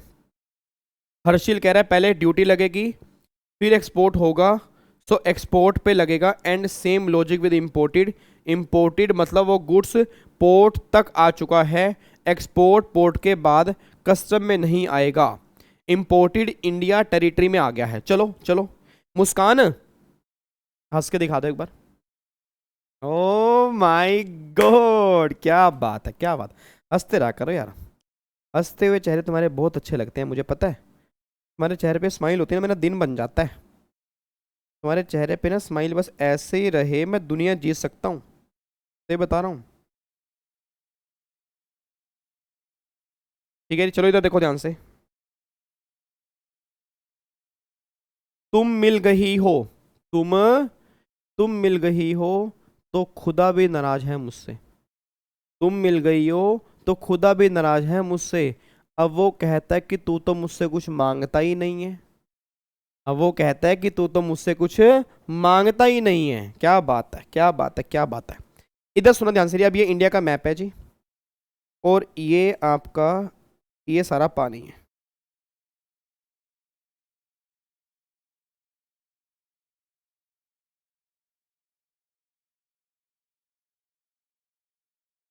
ये लो जी, ये सारा पानी है,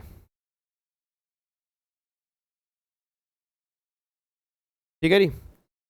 ये सारा पानी है जी। ये मान लो आपका 12 नॉटिकल माइल है और ये 200 नॉटिकल माइल है। अभी अभी आप ये समझ के चलो कि आपको जो इंडिया पता है ना, अभी सिर्फ इंडिया वही है। कस्टम के अंदर थोड़ा सा इंडिया अलग है, कस्टम में थोड़ा सा इंडिया का मतलब अलग है। बट अभी मानो कि 12 नॉटिकल माइल्स तक हमारा इंडिया है। 200 वाला तब India only for oil purpose के लिए, बट 12 नॉटिकल माइल्स तक हर पर्पस के लिए इंडिया है। तो हम इंडिया काउंट करेंगे इस एग्जाम्पल के लिए 12 नॉटिकल माइल्स।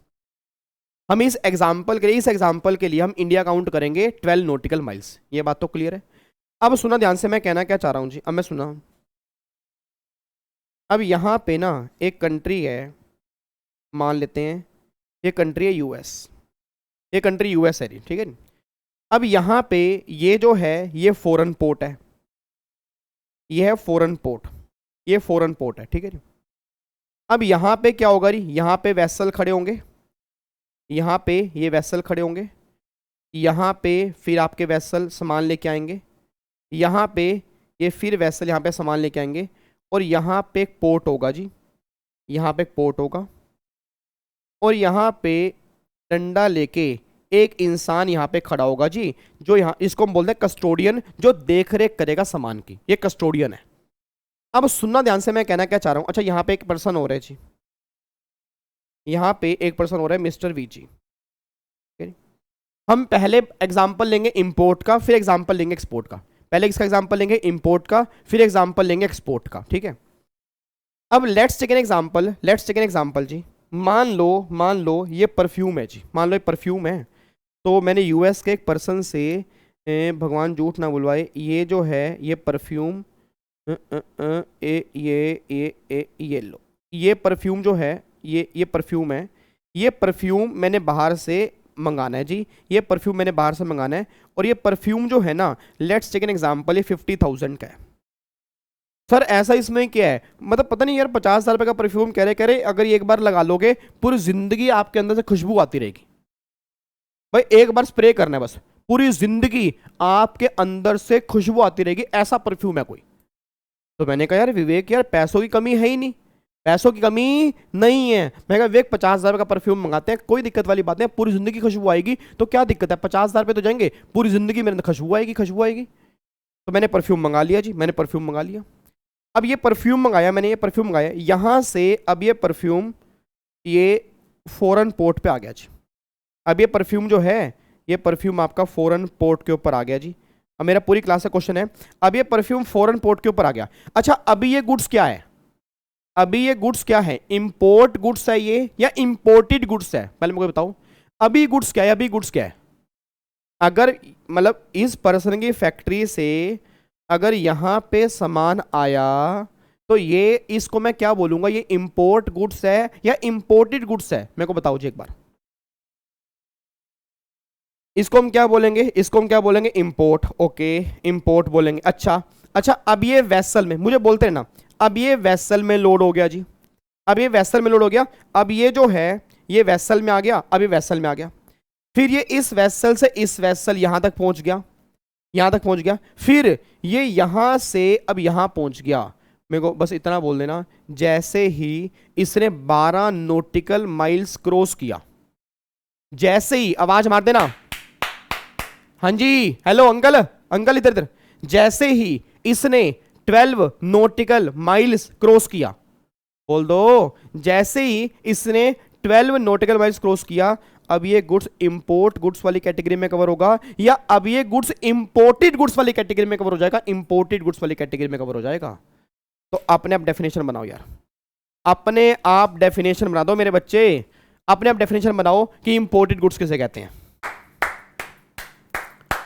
शाबाश शाबाश शाबाश शाबाश शाबाश, बहुत बढ़िया यार, वेरी गुड यार, बहुत बढ़िया, वेरी गुड्स, वेरी गुड यार। इंपोर्टेड गुड्स किसे कहते हैं, क्लियर करो मुझे।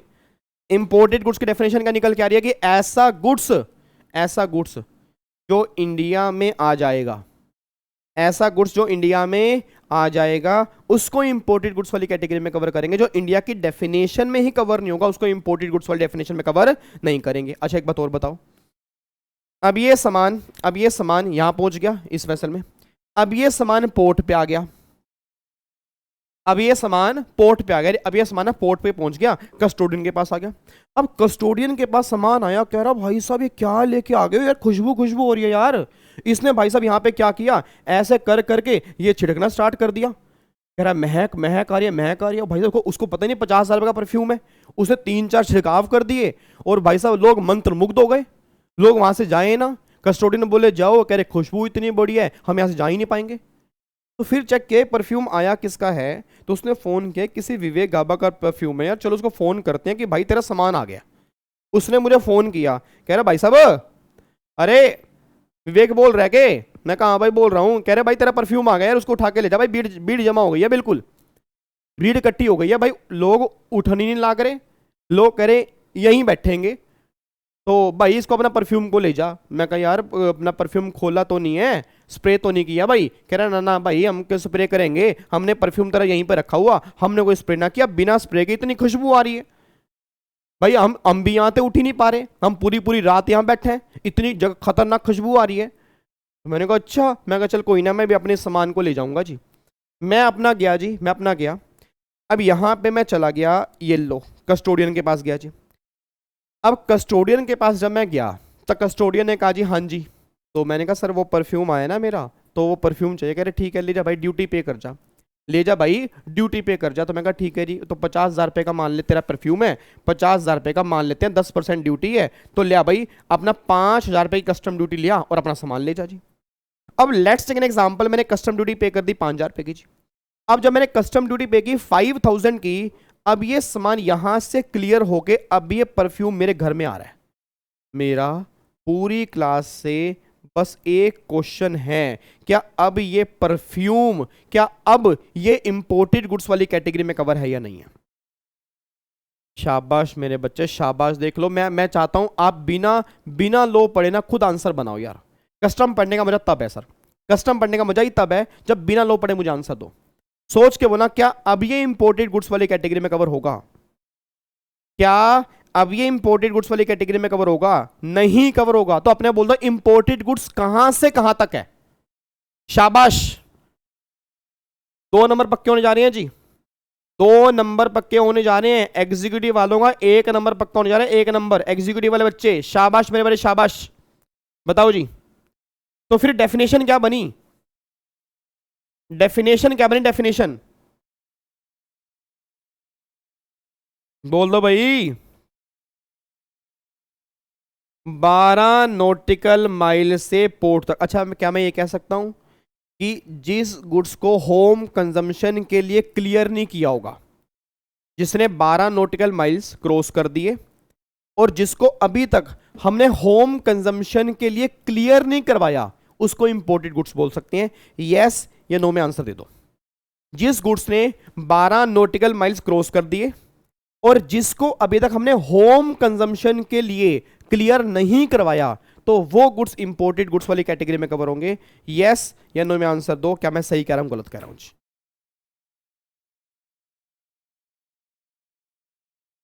यस सर ना। अब मैं आपको दिखाता हूं, इधर देखो ध्यान से, इधर देखो ध्यान से। अब यहां पे एक बार मैं आपको एक चीज दिखाना चाहता हूं। ये देखो जी, इंपोर्टेड गुड्स का मतलब देखो यहां पे लिखा हुआ है, बहुत ध्यान से देखो क्या लिखा है। इंपोर्टेड गुड्स में क्या लिखा है? Any goods brought into India, any goods brought into India from a place outside India, but does not includes goods which have been clear for home consumption. वही बात कह रहे हैं ना, साफ साफ लिखा हुआ है कि वो गुड्स इसमें कवर नहीं होंगे जो आपने होम कंजम्पशन के लिए क्लियर करवा लिए। तो जो गुड्स आपने घर के लिए क्लियर करवा लिए वो इंपोर्टेड गुड्स में कवर नहीं होंगे, वो कोस्टल गुड्स वाली कैटेगरी में आते हैं। इंपोर्टेड गुड्स मींस कि अगर कोई सामान तुमने घर के लिए क्लियर नहीं करवाया, अगर कोई सामान तुमने घर के लिए क्लियर नहीं करवाया, तब तक वो गुड्स इंपोर्टेड गुड्स वाली कैटेगरी में कवर होंगे। बस ये बात ध्यान दो जी। और आपकी जानकारी के लिए बोल दूं, इसमें से कई बार केस स्टडी बन चुकी है, 2-3 नंबर की केस स्टडी छोटी सी बना देंगे और पता क्या बोलेंगे कि बताओ किसकी कंटेंशन सही है। भाई असेसी कह रहा है ये इंपोर्टेड गुड्स वाली कैटेगरी में कवर नहीं है क्योंकि इसमें मैंने होम कंजम्पशन के लिए क्लियर कर दिया। डिपार्टमेंट कह रहे नहीं, जो भी सामान बाहर से मंगाते हो उसको इंपोर्टेड गुड्स मानते हैं। तो बताओ दोनों में सही कौन है? डिपार्टमेंट गलत है, क्योंकि अगर गुड्स मैंने क्लियर नहीं करवाया तब तक वो इंपोर्टेड गुड्स की डेफिनेशन में कवर होगा, उसके बाद वो इंपोर्टेड गुड्स वाली डेफिनेशन में कवर नहीं होगा। बस ये बात ध्यान दो जी। डन है जी, कोई दिक्कत तो नहीं है ना? लॉक कर दूं? पक्का पक्का। चलो जी, अब ये तो क्लियर हो गया नहीं इंपोर्टेड गुड्स का मतलब क्या है, ये तो क्लियर हो गया कि इंपोर्टेड गुड्स का मतलब क्या है। ठीक है, अब बात करते हैं एक्सपोर्ट की, बात करते हैं एक्सपोर्ट की। एक बात मेरे को सोच के बोला जी, अब मान लो मेरे को ना उसने बोला कि यार मैंने तेरे को ना परफ्यूम भिजवाए हैं, तो कोई तो इंडिया का सामान भिजवा सकता है यहाँ से बढ़िया सा? भाई बढ़िया सा कोई सामान भिजवा सकता है? तो मैंने कहा बिल्कुल भिजवा सकता हूँ। अब मैंने क्या किया, मैंने कहा यार मैं तेरे को ना इंडिया का एक बहुत बढ़िया चीज़ भेजता हूँ, गजब गजब गजब चीज भेजता हूं। मैं तुझे इंडिया की भेजता हूं ये गुल्लक, ये गुल्लक भेजता हूं। भाई इंडिया में ना गुल्लक बहुत चलती है, इंडिया में गुल्लक बहुत चलती है। देखिए ये सेब है और इसके अंदर ना तू यहां से ना पैसे इकट्ठे कर सकता है, तो ये गुल्लक तू परचेज कर ले। तो कह रहा है ठीक है भाई, ये गुल्लक कितने की है? मैं कहा देख गुल्लक जो ये है, ये गुल्लक जो होगी ये 40,000 रुपए की गुल्लक है। कह रहा है 40,000 रुपए की गुल्लक? मैं कहा भाई ये बहुत बढ़िया है, इसके अंदर पैसे काफी सारे इकट्ठे होते हैं, और अगर तेरा कभी मन करे तो ऐसे ऐसे करके यहाँ से ऐसे ऐसे वो तिल्ला डाल के वो अपना वो झाड़ू वाला यहाँ से ऐसे करके तो 10 रुपए का भी निकाल भी सकता है, कभी 2 रुपए भी निकाल सकता है। कह रहा अच्छा, कह रहा ठीक है ये सामान भिजवा दे जी। अब एक बात मेरे को सोच के बोलना जी, ये गुल्लक मेरे हाथ में है जी, ये गुल्लक मेरे हाथ में है, मेरा पूरी क्लास से क्वेश्चन है। उसने कहा ठीक है भाई मुझे गुल्लक भिजवा दे, 40,000 रुपए की मेरी गुल्लक है। मैं कहा ठीक है, अब सामान मुझे यहां से बाहर भिजवाना है।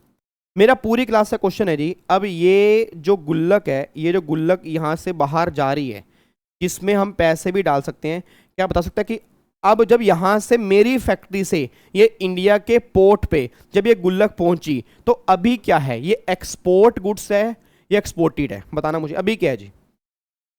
ये एक्सपोर्ट गुड्स है या एक्सपोर्टेड है जी? अरे इसमें से पैसे निकल सकते हैं भाई साहब, आपको पता नहीं है? एक मिनट रुको यार, आप मजाक सोच रहे हो? इसमें से पैसे निकलते थे यार, अपना निकलते नहीं, उसमें ना डालना पड़ता है कोई, मतलब यहाँ से ऐसे पैसे निकलते थे पहले, बचपन में हम निकालते थे। तो मेरे को एक बार बताना है, इसको हम क्या बोलेंगे? एक्सपोर्ट बोलेंगे। अच्छा आप सोचना जी, अब जब यहाँ से ये वेसल में रख दी, और अभी ये 12 नॉटिकल माइल्स, ये जो 12 नॉटिकल माइल्स जो है, ये भी उसके बीच में ही गुल्लक है, ये उसके बीच में ही अभी गुल्लक है, इसको अभी भी क्या बोलेंगे? एक्सपोर्ट बोलेंगे। अभी भी क्या बोलेंगे? एक्सपोर्ट बोलेंगे। ठीक है जी, अभी तोड़ रहा हूं जी, अभी तोड़ रहा हूं जी, इसको क्या बोलेंगे? एक्सपोर्ट बोलेंगे। अच्छा जब ये 12 नॉटिकल माइल से जैसे ही क्रॉस होगी, जैसे ही क्रॉस होगी, अब यहां पे गुल्लक आ गई है जी, अब ये गुल्लक यहां पे आ गई है, अब यहां पे 12 के बाहर आ चुकी है, 200 के अंदर आ चुकी है। अब बोल दो रे 200 नॉटिकल माइल्स में ही, तो क्या अब ये एक्सपोर्ट वाली कैटेगरी में कवर है या एक्सपोर्टेड वाली कैटेगरी में कवर है? बताओ जी, ये एक्सपोर्ट वाली कैटेगरी में कवर है या एक्सपोर्टेड वाली कैटेगरी में कवर है? ये किस में कवर है? बोलो बोलो बोलो, किस में कवर है? एक्सपोर्टेड वाली कैटेगरी में ना। अब अपने बोल देना, एक्सपोर्ट ड्यूटी किस पे देनी है? एक्सपोर्ट ड्यूटी में किस पे देनी है? एक्सपोर्ट गुड्स पे देनी है या एक्सपोर्टेड गुड्स पे देनी है? बताओ जी। जो एक्सपोर्ट ड्यूटी लगेगी, जो एक्सपोर्ट ड्यूटी लगेगी वो एक्सपोर्ट गुड्स पे लगेगी या एक्सपोर्टेड गुड्स पे लगेगी? बताना मुझे जी। अरे नालायक को बता दो यार, एक्सपोर्ट ड्यूटी किस पे लगेगी? एक्सपोर्ट पे लगेगी, एक्सपोर्टेड पे लगेगी? ऑब्वियस सी बात है सर, एक्सपोर्ट पे लगेगी। भाई जो गुड्स इंडिया से बाहर ही चला गया उस पे आप एक्सपोर्ट ड्यूटी कैसे लोगे? मतलब अगर आप मतलब, क्योंकि ना कई बार बच्चा कहता है सर वहां पे इंपोर्टेड है ना, भाई इंपोर्टेड गुड्स पे इंपोर्ट ड्यूटी की बात होगी तो यहां पे भी एक्सपोर्टेड गुड्स पे बात होगी।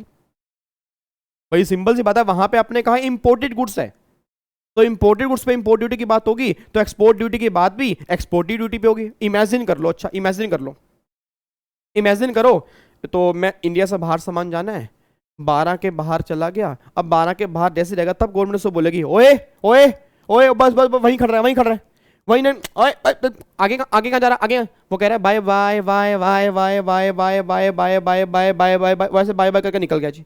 अब सोच बोला ऐसे ऐसे बाय बाय करके वो निकल गया, मैं उसको रोक रहा हूँ, भाई साहब रुक जाओ, ड्यूटी तो पे करके जाओ, क्योंकि अब ये एक्सपोर्टेड गुड्स बना है, तो हमारा कंट्रोल ही नहीं है सर। वो इंडिया से बाहर जा चुका है, वो विजय माल्या बन चुका है, वो विजय माल्या बन चुका है, तो जब तक वो सामान इंडिया में है तभी तो एक्सपोर्ट ड्यूटी पे करोगे ना। तो गवर्नमेंट वही सेम बात कह रही है कि भाई साहब इंपोर्ट वाले केस में इंपोर्टेड की बात होती है क्योंकि वो सामान इंडिया में रहता है, एक्सपोर्ट वाले केस में एक्सपोर्ट की बात होती है क्योंकि जब वो सामान इंडिया से बाहर जाएगा तो वो ड्यूटी पे होने के बाद जाएगा, उससे पहले नहीं जाएगा जी।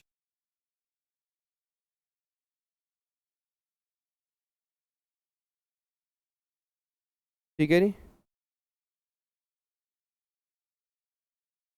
Sir, enjoying on new chair, मजा आ रहा है वैसे यार, ये वो वाली चेयर है, ऐसे मैं जा रहा हूँ पहले किश्ती की तरह, देखो फिसल रहा हूँ पूरा मस्त तरीके से, मैं मजा आ रहा है इसके अंदर।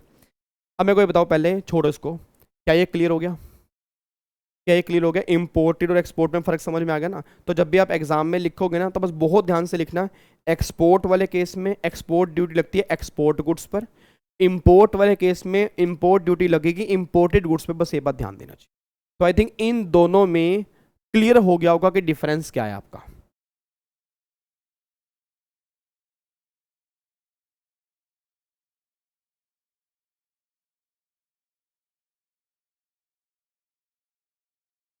ठीक है जी। चलिए आगे ना, आपको इसमें दिक्कत तो नहीं है ना? अब एक बार यहाँ पे आ जाओ जी, देखो जी, इधर देखो ध्यान से। अब यहाँ पे कस्टम का मतलब क्या था? It is a duty, it is a duty, custom एक ड्यूटी है। लेविड ऑन गुड्स, गुड्स पे लगेगी। इम्पोर्टेड, वही जब वो सामान इंडिया में आ जाएगा, इम्पोर्टेड इन टू इंडिया। और जब वो सामान इंडिया से बाहर जाने वाला होगा उससे पहले आप ड्यूटी पे करोगे, that is export from India. Rate किस रेट से लगेगी? रेट जो स्पेसिफाइड होंगे, specified under custom tariff act 1975। मतलब जो भी कस्टम टैरिफ एक्ट में रेट होंगे ना, जो कस्टम टैरिफ एक्ट में रेट होंगे उस रेट से कस्टम ड्यूटी लगेगी, बस ये बात ध्यान दो जी। तो जो भी रेट कस्टम टैरिफ एक्ट में होंगे, वो चाहे वो शेड्यूल 1 के हों चाहे वो शेड्यूल 2 के हों, उसमें जो भी रेट डिफाइन किए होंगे उसी रेट से कस्टम ड्यूटी लगेगी, बस ये बात ध्यान देना चाहिए।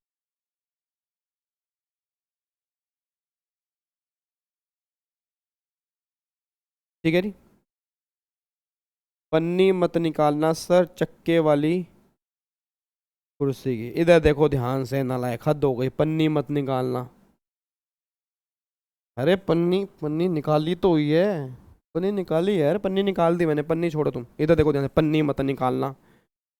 अब यहाँ तक कोई दिक्कत तो नहीं है?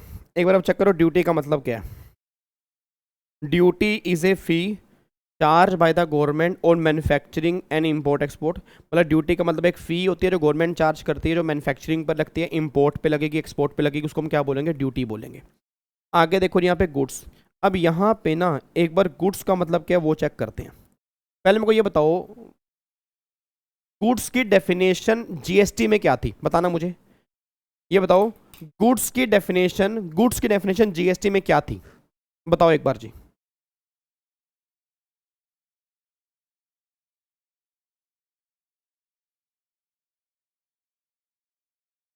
जल्दी बोलो फटाफट से यार, बेकार की बातें मत करो। गुड्स की डेफिनेशन जीएसटी में क्या था? जीएसटी में, हाँ जी, क्या है जीएसटी की? गुड्स मतलब गुड्स की डेफिनेशन जीएसटी में क्या है सर?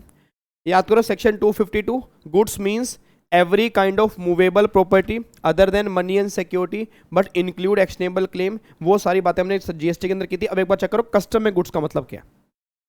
अब कस्टम में गुड्स का मतलब क्या है? गवर्नमेंट कह रही कस्टम में goods includes, goods include, goods में क्या क्या आएगा? वेसल,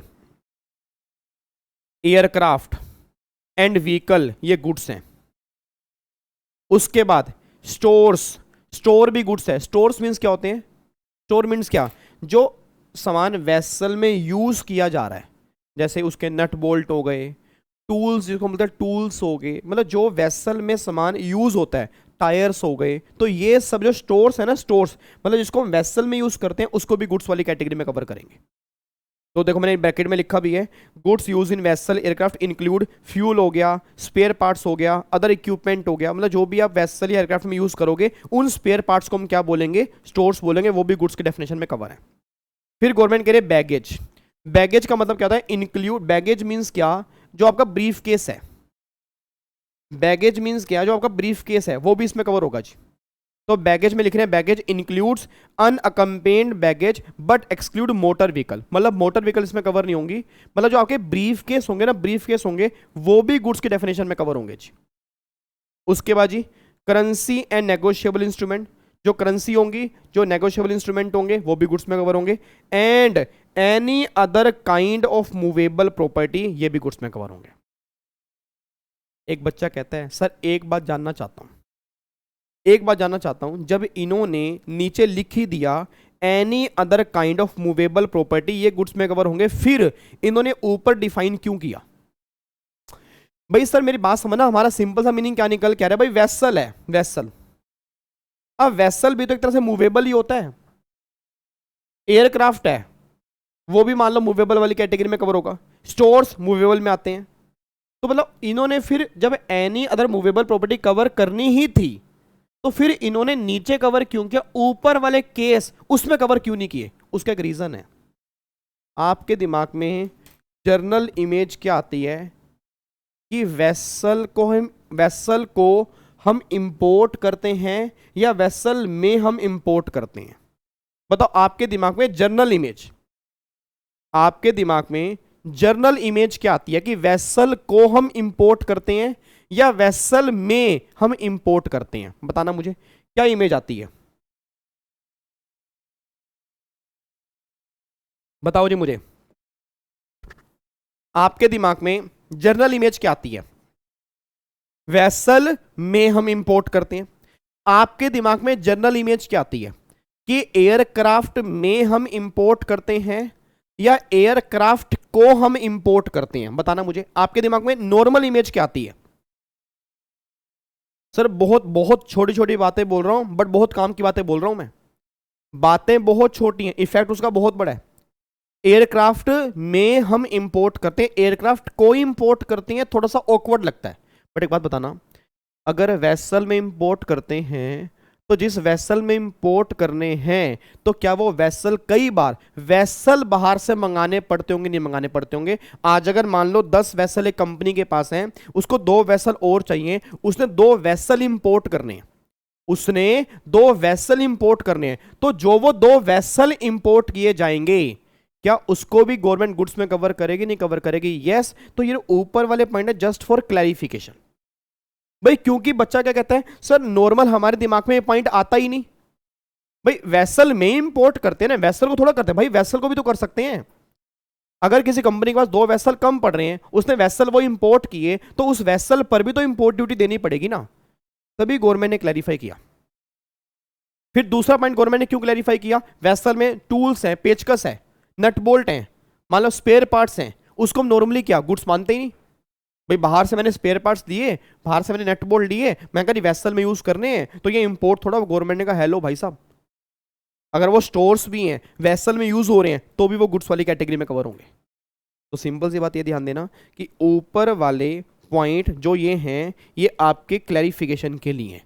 जैसे आज एक वेसल लेके आया, उस वेसल में उसके स्पेयर पार्ट्स मैंने बाहर से ले लिए, अब स्पेयर पार्ट्स मैंने ले लिए, मैं अगर ये वेसल में यूज होने हैं, तो इसको इंपोर्ट वाली कैटेगरी में कवर क्यों करेंगे? तो गवर्नमेंट ने क्लियर किया कि भैया goods includes stores, goods include store. It means जो भी सामान तुम्हारा वेसल में यूज हो रहा है, चाहे वो स्पेयर पार्ट हो, पेचकस हो, प्लास हो, उसके टूल्स हो, जो भी कुछ हो, उसको भी हम गुड्स वाली कैटेगरी में कवर करेंगे। उस पर भी कस्टम ड्यूटी की बात हो सकती है।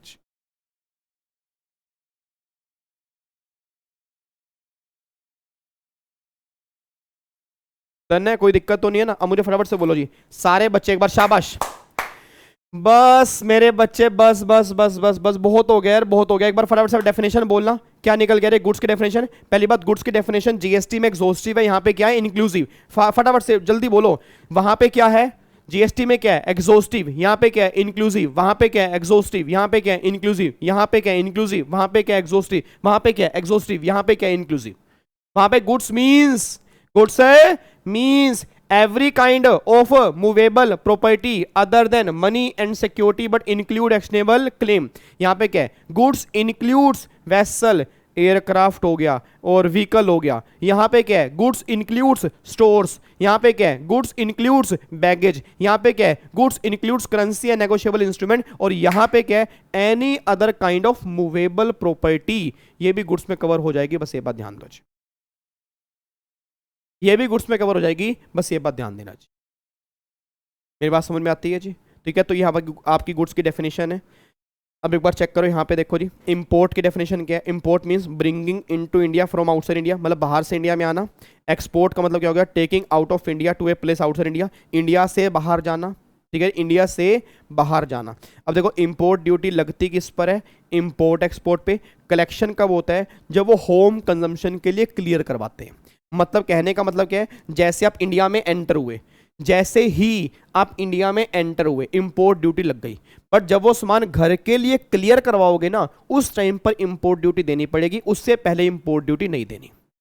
और गवर्नमेंट ऑब्वियसली बात करेगी, जहां आप इंडिया में घुसे तो इंपोर्ट तो हो गया ना भाई। जहां पर आप इंडिया में घुसे, जहां पे आपने 12 नॉटिकल माइल्स में एंट्री ले ली, तो वो इंपोर्ट वाले केस में कवर हो गया। उसको जब क्लियर करोगे होम कंजम्पशन के लिए, उस टाइम पर कस्टम ड्यूटी देनी पड़ेगी, उससे पहले कस्टम ड्यूटी नहीं देनी आपको।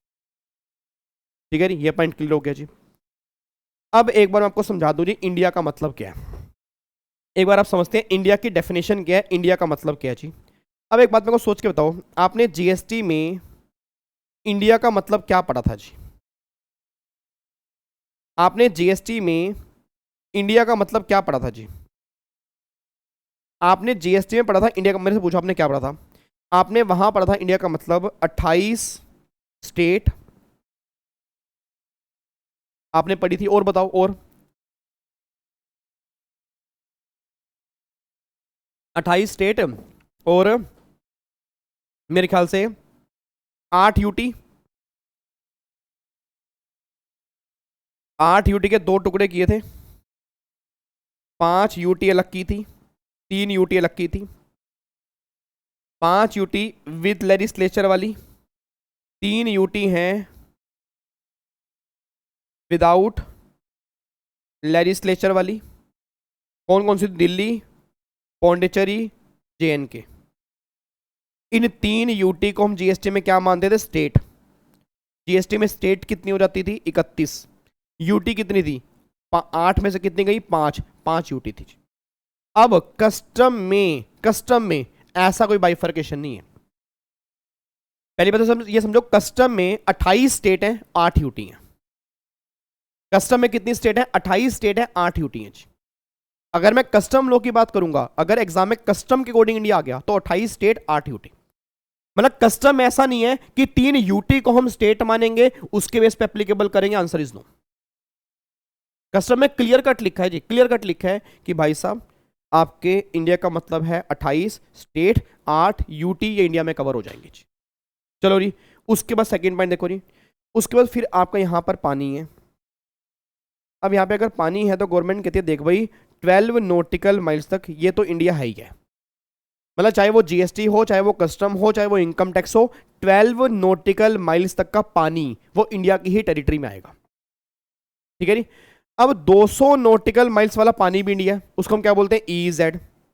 क्या बोलते हैं? EEZ, exclusive economic zone. मतलब जहां पे पेट्रोलियम, क्रूड, मतलब जो ये ऑयल प्रोडक्ट होते हैं ये समुद्र की गहराई से निकलते हैं, इसलिए गवर्नमेंट ने कहा 200 वाला इंडिया है। इसलिए गवर्नमेंट ने क्या बोला? 200 वाला इंडिया है। अभी तक कस्टम में ना यही था। कस्टम में क्या था? 28 स्टेट, 8 यूटी, 12 नॉटिकल माइल्स और 200 वाला India, only for oil purpose. अभी तक ये था जी।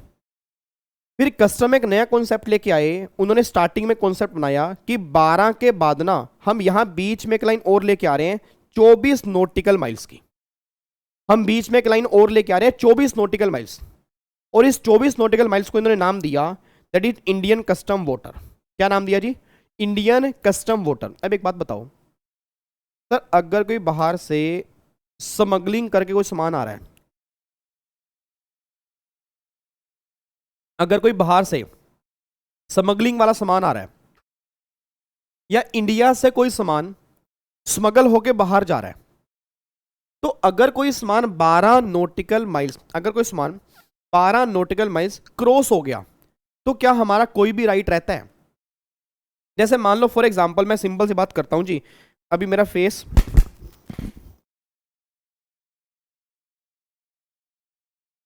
एक सेकंड रुकना जी। अरे यार, हाँ जी अब सुनना। मेरा फेस आपको शायद पूरा नहीं दिख रहा होगा, बट एक बात मेरे को सोच के बताना जी। जैसे मान लो अब 12 नॉटिकल माइल्स है जी।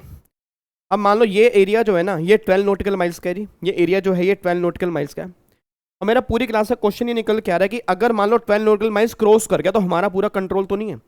अब गवर्नमेंट को पता लगता है यार वो सामान ना स्मगलिंग वाला है जी।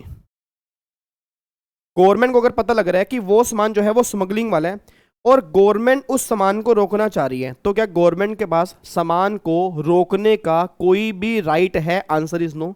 तो गवर्नमेंट ने क्या डिफाइन किया कि गवर्नमेंट ने कहा ये वाला जो है ना, इसको हम डिफाइन करेंगे इंडियन कस्टम वाटर। मतलब इंडियन कस्टम वाटर मीन्स ऐसा वाटर जहां पे पूरा हमारे पास राइट है, ड्यूटी लेने का नहीं। हम जा सकते हैं, सामान की चेकिंग कर सकते हैं, उसको सीज कर सकते हैं, उसको जब्त कर सकते हैं। अगर हमें डाउट होगा तो हम सामान को कॉन्फिस्केट भी कर सकते हैं। तो ये पहले क्या था? ये 200 नॉटिकल माइल्स तक था, मतलब 24 नॉटिकल माइल्स तक था कि हाँ भाई कस्ट यहां से 24 नॉटिकल माइल्स तक इंडियन कस्टम वाटर है। फाइनली अब लेटेस्ट अमेंडमेंट ये बात कहती है कि बेस लाइन से ना अब 200 नॉटिकल माइल्स तक ये हमारा इंडियन कस्टम वाटर है। अब काम की बात सुना जी, आपके एग्जाम में 2 नंबर में क्वेश्चन बन सकता है कि इंडियन कस्टम वाटर कहां तक है, या इंडिया को डिफाइन करो अंडर कस्टम एक्ट। मैं दोबारा बोल रहा हूं, आपके एग्जाम में कस्टम लो क्वेश्चन बनेगा जी, इंडिया को डिफाइन करो, इंडिया को डिफाइन करो अंडर कस्टम एक्ट। तो 12 नॉटिकल माइल्स ये हमारा इंडिया है, 28 स्टेट ये हमारा इंडिया है, 8 यूटी ये हमारा इंडिया है, 200 nautical miles EEZ only for oil purpose. बस अगर 200 नॉटिकल माइल्स की बात करूंगा तो उसको भी इंडिया मानेंगे। किस पर्पस के लिए? सामान सीज करना है, कॉन्फिस्केट करना है, इंस्पेक्शन करनी है। तो कस्टम अथॉरिटी के पास पूरी पूरी पावर है कि 200 के बीच में जाके गवर्नमेंट चेकिंग कर सकती है जी। ठीक है जी, तो आपके एग्जाम में क्वेश्चन क्लियर बन जाएगा जी। और अगर एग्जीक्यूटिव वाले बच्चों के एग्जाम में क्वेश्चन कैसा बनेगा कि बताओ कितने नॉटिकल माइल्स तक इंडियन कस्टम वाटर है, तो 200 नॉटिकल माइल्स तक आपका इंडियन कस्टम वाटर है। बस ये बात ध्यान दो जी। ठीक है जी, तो इंडियन कस्टम वाटर कहां तक है? 200 नॉटिकल माइल्स तक आपका इंडियन कस्टम वाटर है। बस ये बात ध्यान देना जी। ठीक है, जहां पे आप गवर्नमेंट को पावर है सामान चेक करने की, सामान सीज करने की, सामान जब्त करने की, सामान इंस्पेक्ट करने की, पूरी पूरी पावर है। ड्यूटी लेने की पावर नहीं है। ड्यूटी होगी इंपोर्टेड और एक्सपोर्ट वाले केस में, बट वहां सिर्फ चेकिंग करने की पावर है। अगर गवर्नमेंट को डाउट है तो वहां जाके गवर्नमेंट चेक कर सकती है। ठीक है, और ये 200 कहां से रही? 200 nautical miles from base line, 200 nautical miles from base line, ये बात ध्यान देना चाहिए। एक बार चेक करो, देखो नहीं यहाँ पे ये 12 नॉटिकल माइल्स में लिखा है इंडिया इंक्लूड्स TWI, मतलब 12 नॉटिकल माइल्स ये तो है, और 200 वाला EEZ। यहाँ देखो मैंने क्या लिखा है ICW, मतलब इंडियन कस्टम वाटर। और मैं आगे आपको दिखाऊंगा भी कि इंडियन कस्टम वाटर की क्या इंपॉर्टेंस है। अब पहले मेरे को ये बताओ, ये स्लाइड पूरी क्लियर हो गई जी? ये स्लाइड पूरी क्लियर होगी?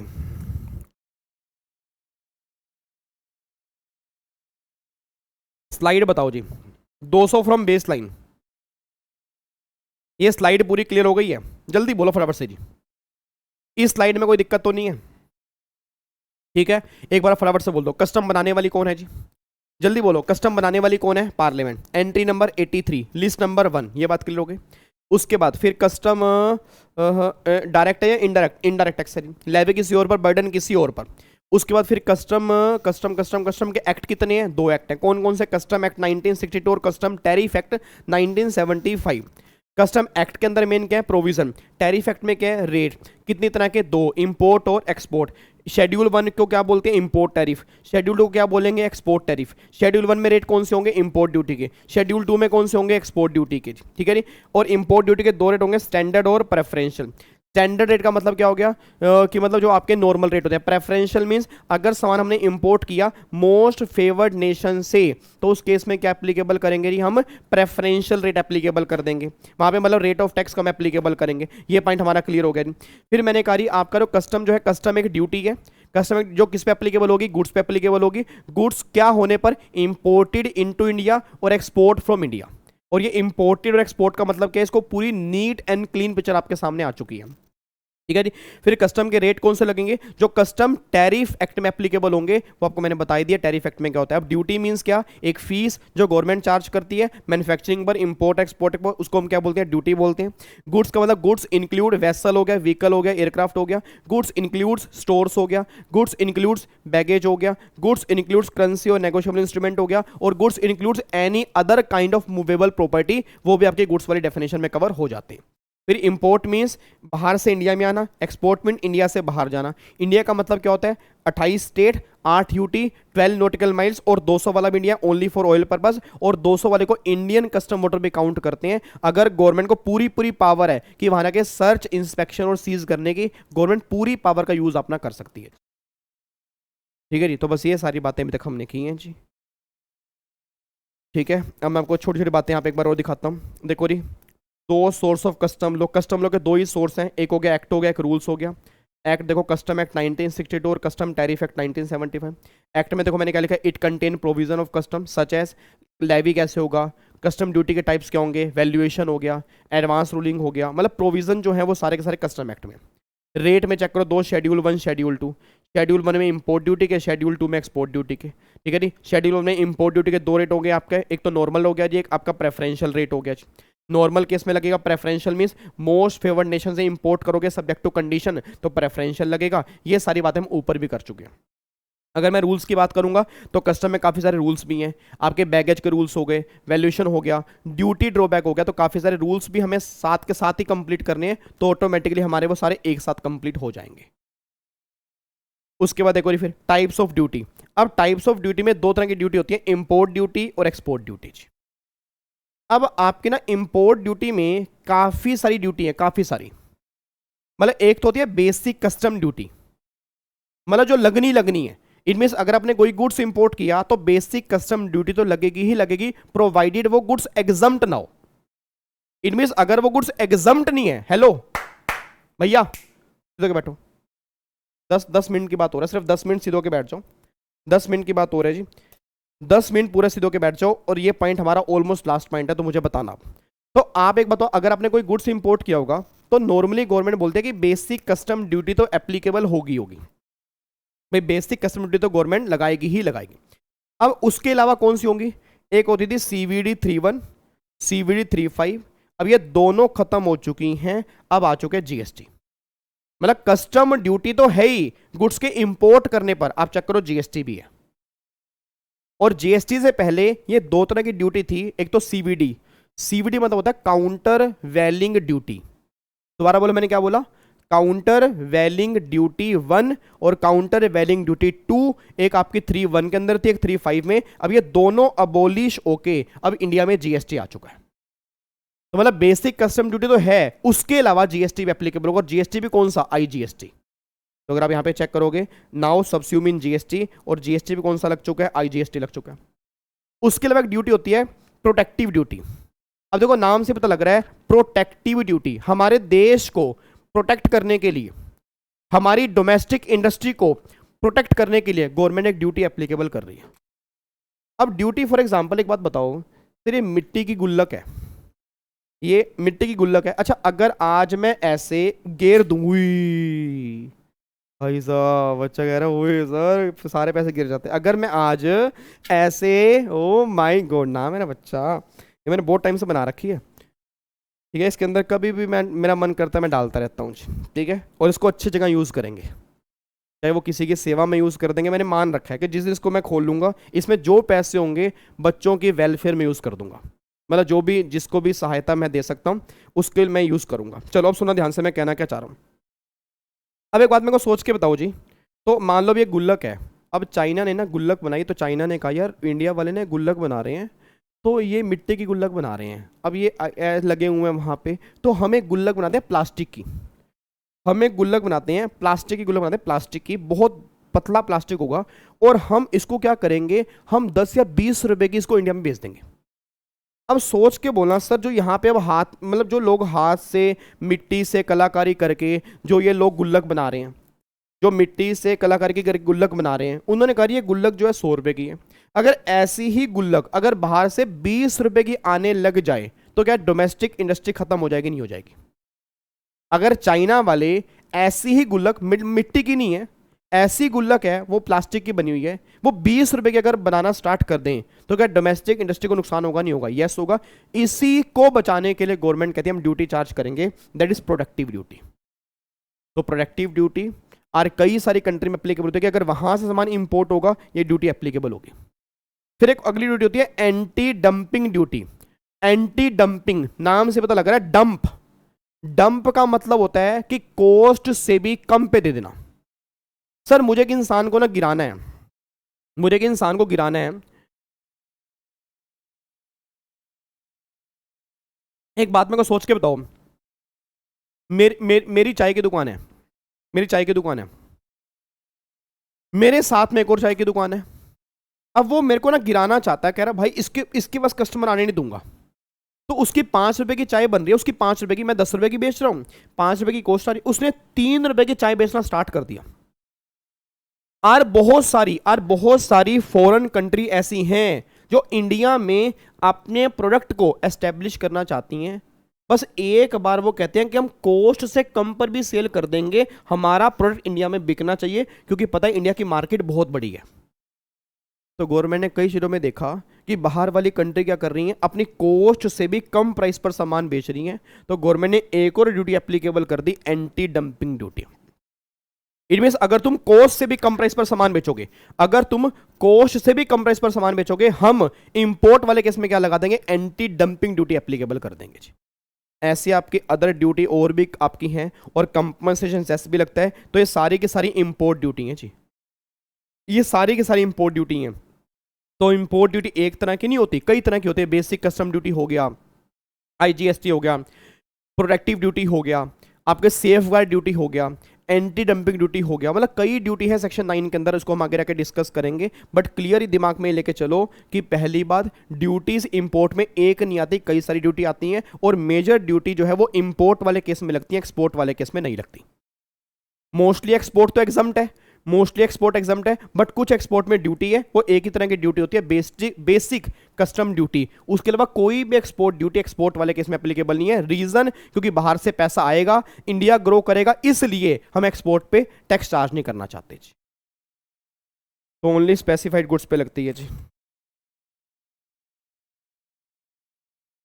सर फिर पहले कैसे आता था समीक्षा? यही तो गलतियों से तो पता लगता है ना। अब इंडिया के पास, इंडिया में स्टार्टिंग में ड्यूटी नहीं थी। आज आपको पता है चाइना से अगर कोई सामान आता है ना, उसमें एक तरह की नहीं 11 तरह की duty, 11 protective duty, anti dumping duty, countervailing duty, safeguard duty, protective duty specially for China, इस तरह से कर करके 11 तरह की ड्यूटी एप्लीकेबल होती है चाइना पे, तब जाके वो सामान इंडिया में आता है। अब वो पहले नहीं था ना, क्योंकि गवर्नमेंट को पता ही नहीं था। जब तो वो नुकसान होना स्टार्ट हुआ, डोमेस्टिक लोगों ने बोलना स्टार्ट किया, तब जाके गवर्नमेंट लॉ अमेंड करती है। तो स्टार्टिंग से कभी लॉ अमेंड नहीं होता जी। ठीक है, अब बस लास्ट क्वेश्चन आगे कर रहे हैं जी, लास्ट क्वेश्चन कर रहे हैं आज का हम। कस्टम लॉ के ऑब्जेक्टिव क्या हैं? बिल्कुल सिंपल ऑब्जेक्टिव है जी, रेवेन्यू कलेक्ट करना, इंपोर्ट एक्सपोर्ट को रेगुलेट करना भाई, क्योंकि अगर इंपोर्ट एक्सपोर्ट को हम रेगुलेट नहीं करेंगे तो प्रैक्टिकल में स्मगलिंग वाला काम हो जाएगा, लोग 2 नंबर के अंदर सामान लेके आएंगे, इसलिए हमें उसको रेगुलेट करना है। प्रोटेक्ट डोमेस्टिक इंडस्ट्री, आपको हमने बता दिया, डोमेस्टिक इंडस्ट्री को बचाने के लिए इंपोर्ट एक्सपोर्ट का हम यूज करें।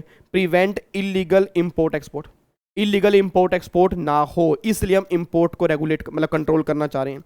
टू प्रिवेंट स्मगलिंग, गुड्स की स्मगलिंग ना हो, ये हमारे कस्टम के ऑब्जेक्टिव हैं, एंड सो ऑन, ये सारे के सारे ऑब्जेक्टिव हैं। तो मेनली बस क्या निकल के आ रहा है? स्मगलिंग से बचाना, इंपोर्ट एक्सपोर्ट को रेगुलेट करना अच्छे ढंग से, और इंपोर्ट एक्सपोर्ट के पूरा मतलब प्रॉपर तरीके से चलाना कि हाँ भाई कोई स्मगलिंग ना करे, कोई इलीगल तरीके से काम ना करे, ये हमारे ऑब्जेक्टिव कस्टम लॉ के हैं।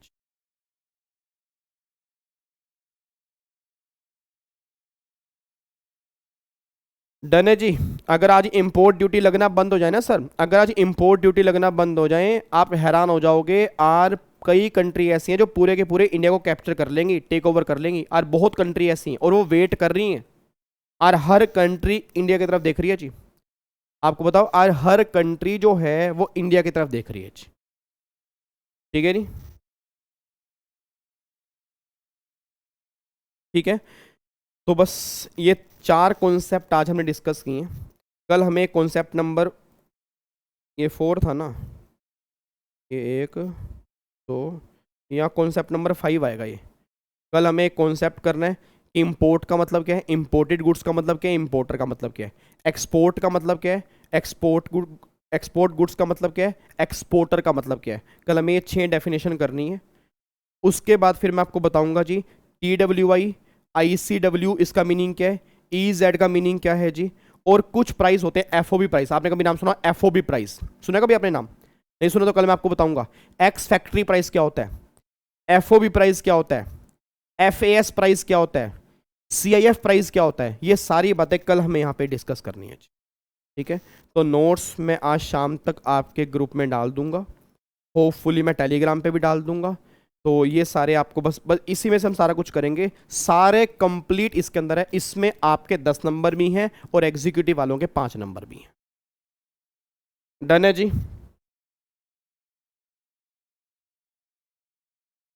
डन है निशा, वो लिखवा दूंगा मैं, वो लिखवा दूंगा मैं आपको। चलो जी, तो फिर ऐसा करते हैं, बाकी फिर हम मुलाकात करेंगे कल की क्लास में जी। बाकी कल मुलाकात करेंगे कल की क्लास में, और गणपति बाबा से रिक्वेस्ट करेंगे कि क्लास हमारी पूरे 11 बजे स्टार्ट हो जाए। कल पहले मैं मोदक ला के रख दूंगा। ठीक है जी, गणपति बाबा मोरिया। ठीक है जी, चलो जी, तो फिर बाकी मुलाकात करेंगे, बाकी मुलाकात करेंगे नेक्स्ट क्लास में, कल की क्लास में, सेम टाइम सेम जगह। ओके जी, bye bye, tata, thank you so much, जय हिंद, thank you so much, god bless you, take care, love you all, bye bye, bye bye जी, बाय बाय, बाय बाय।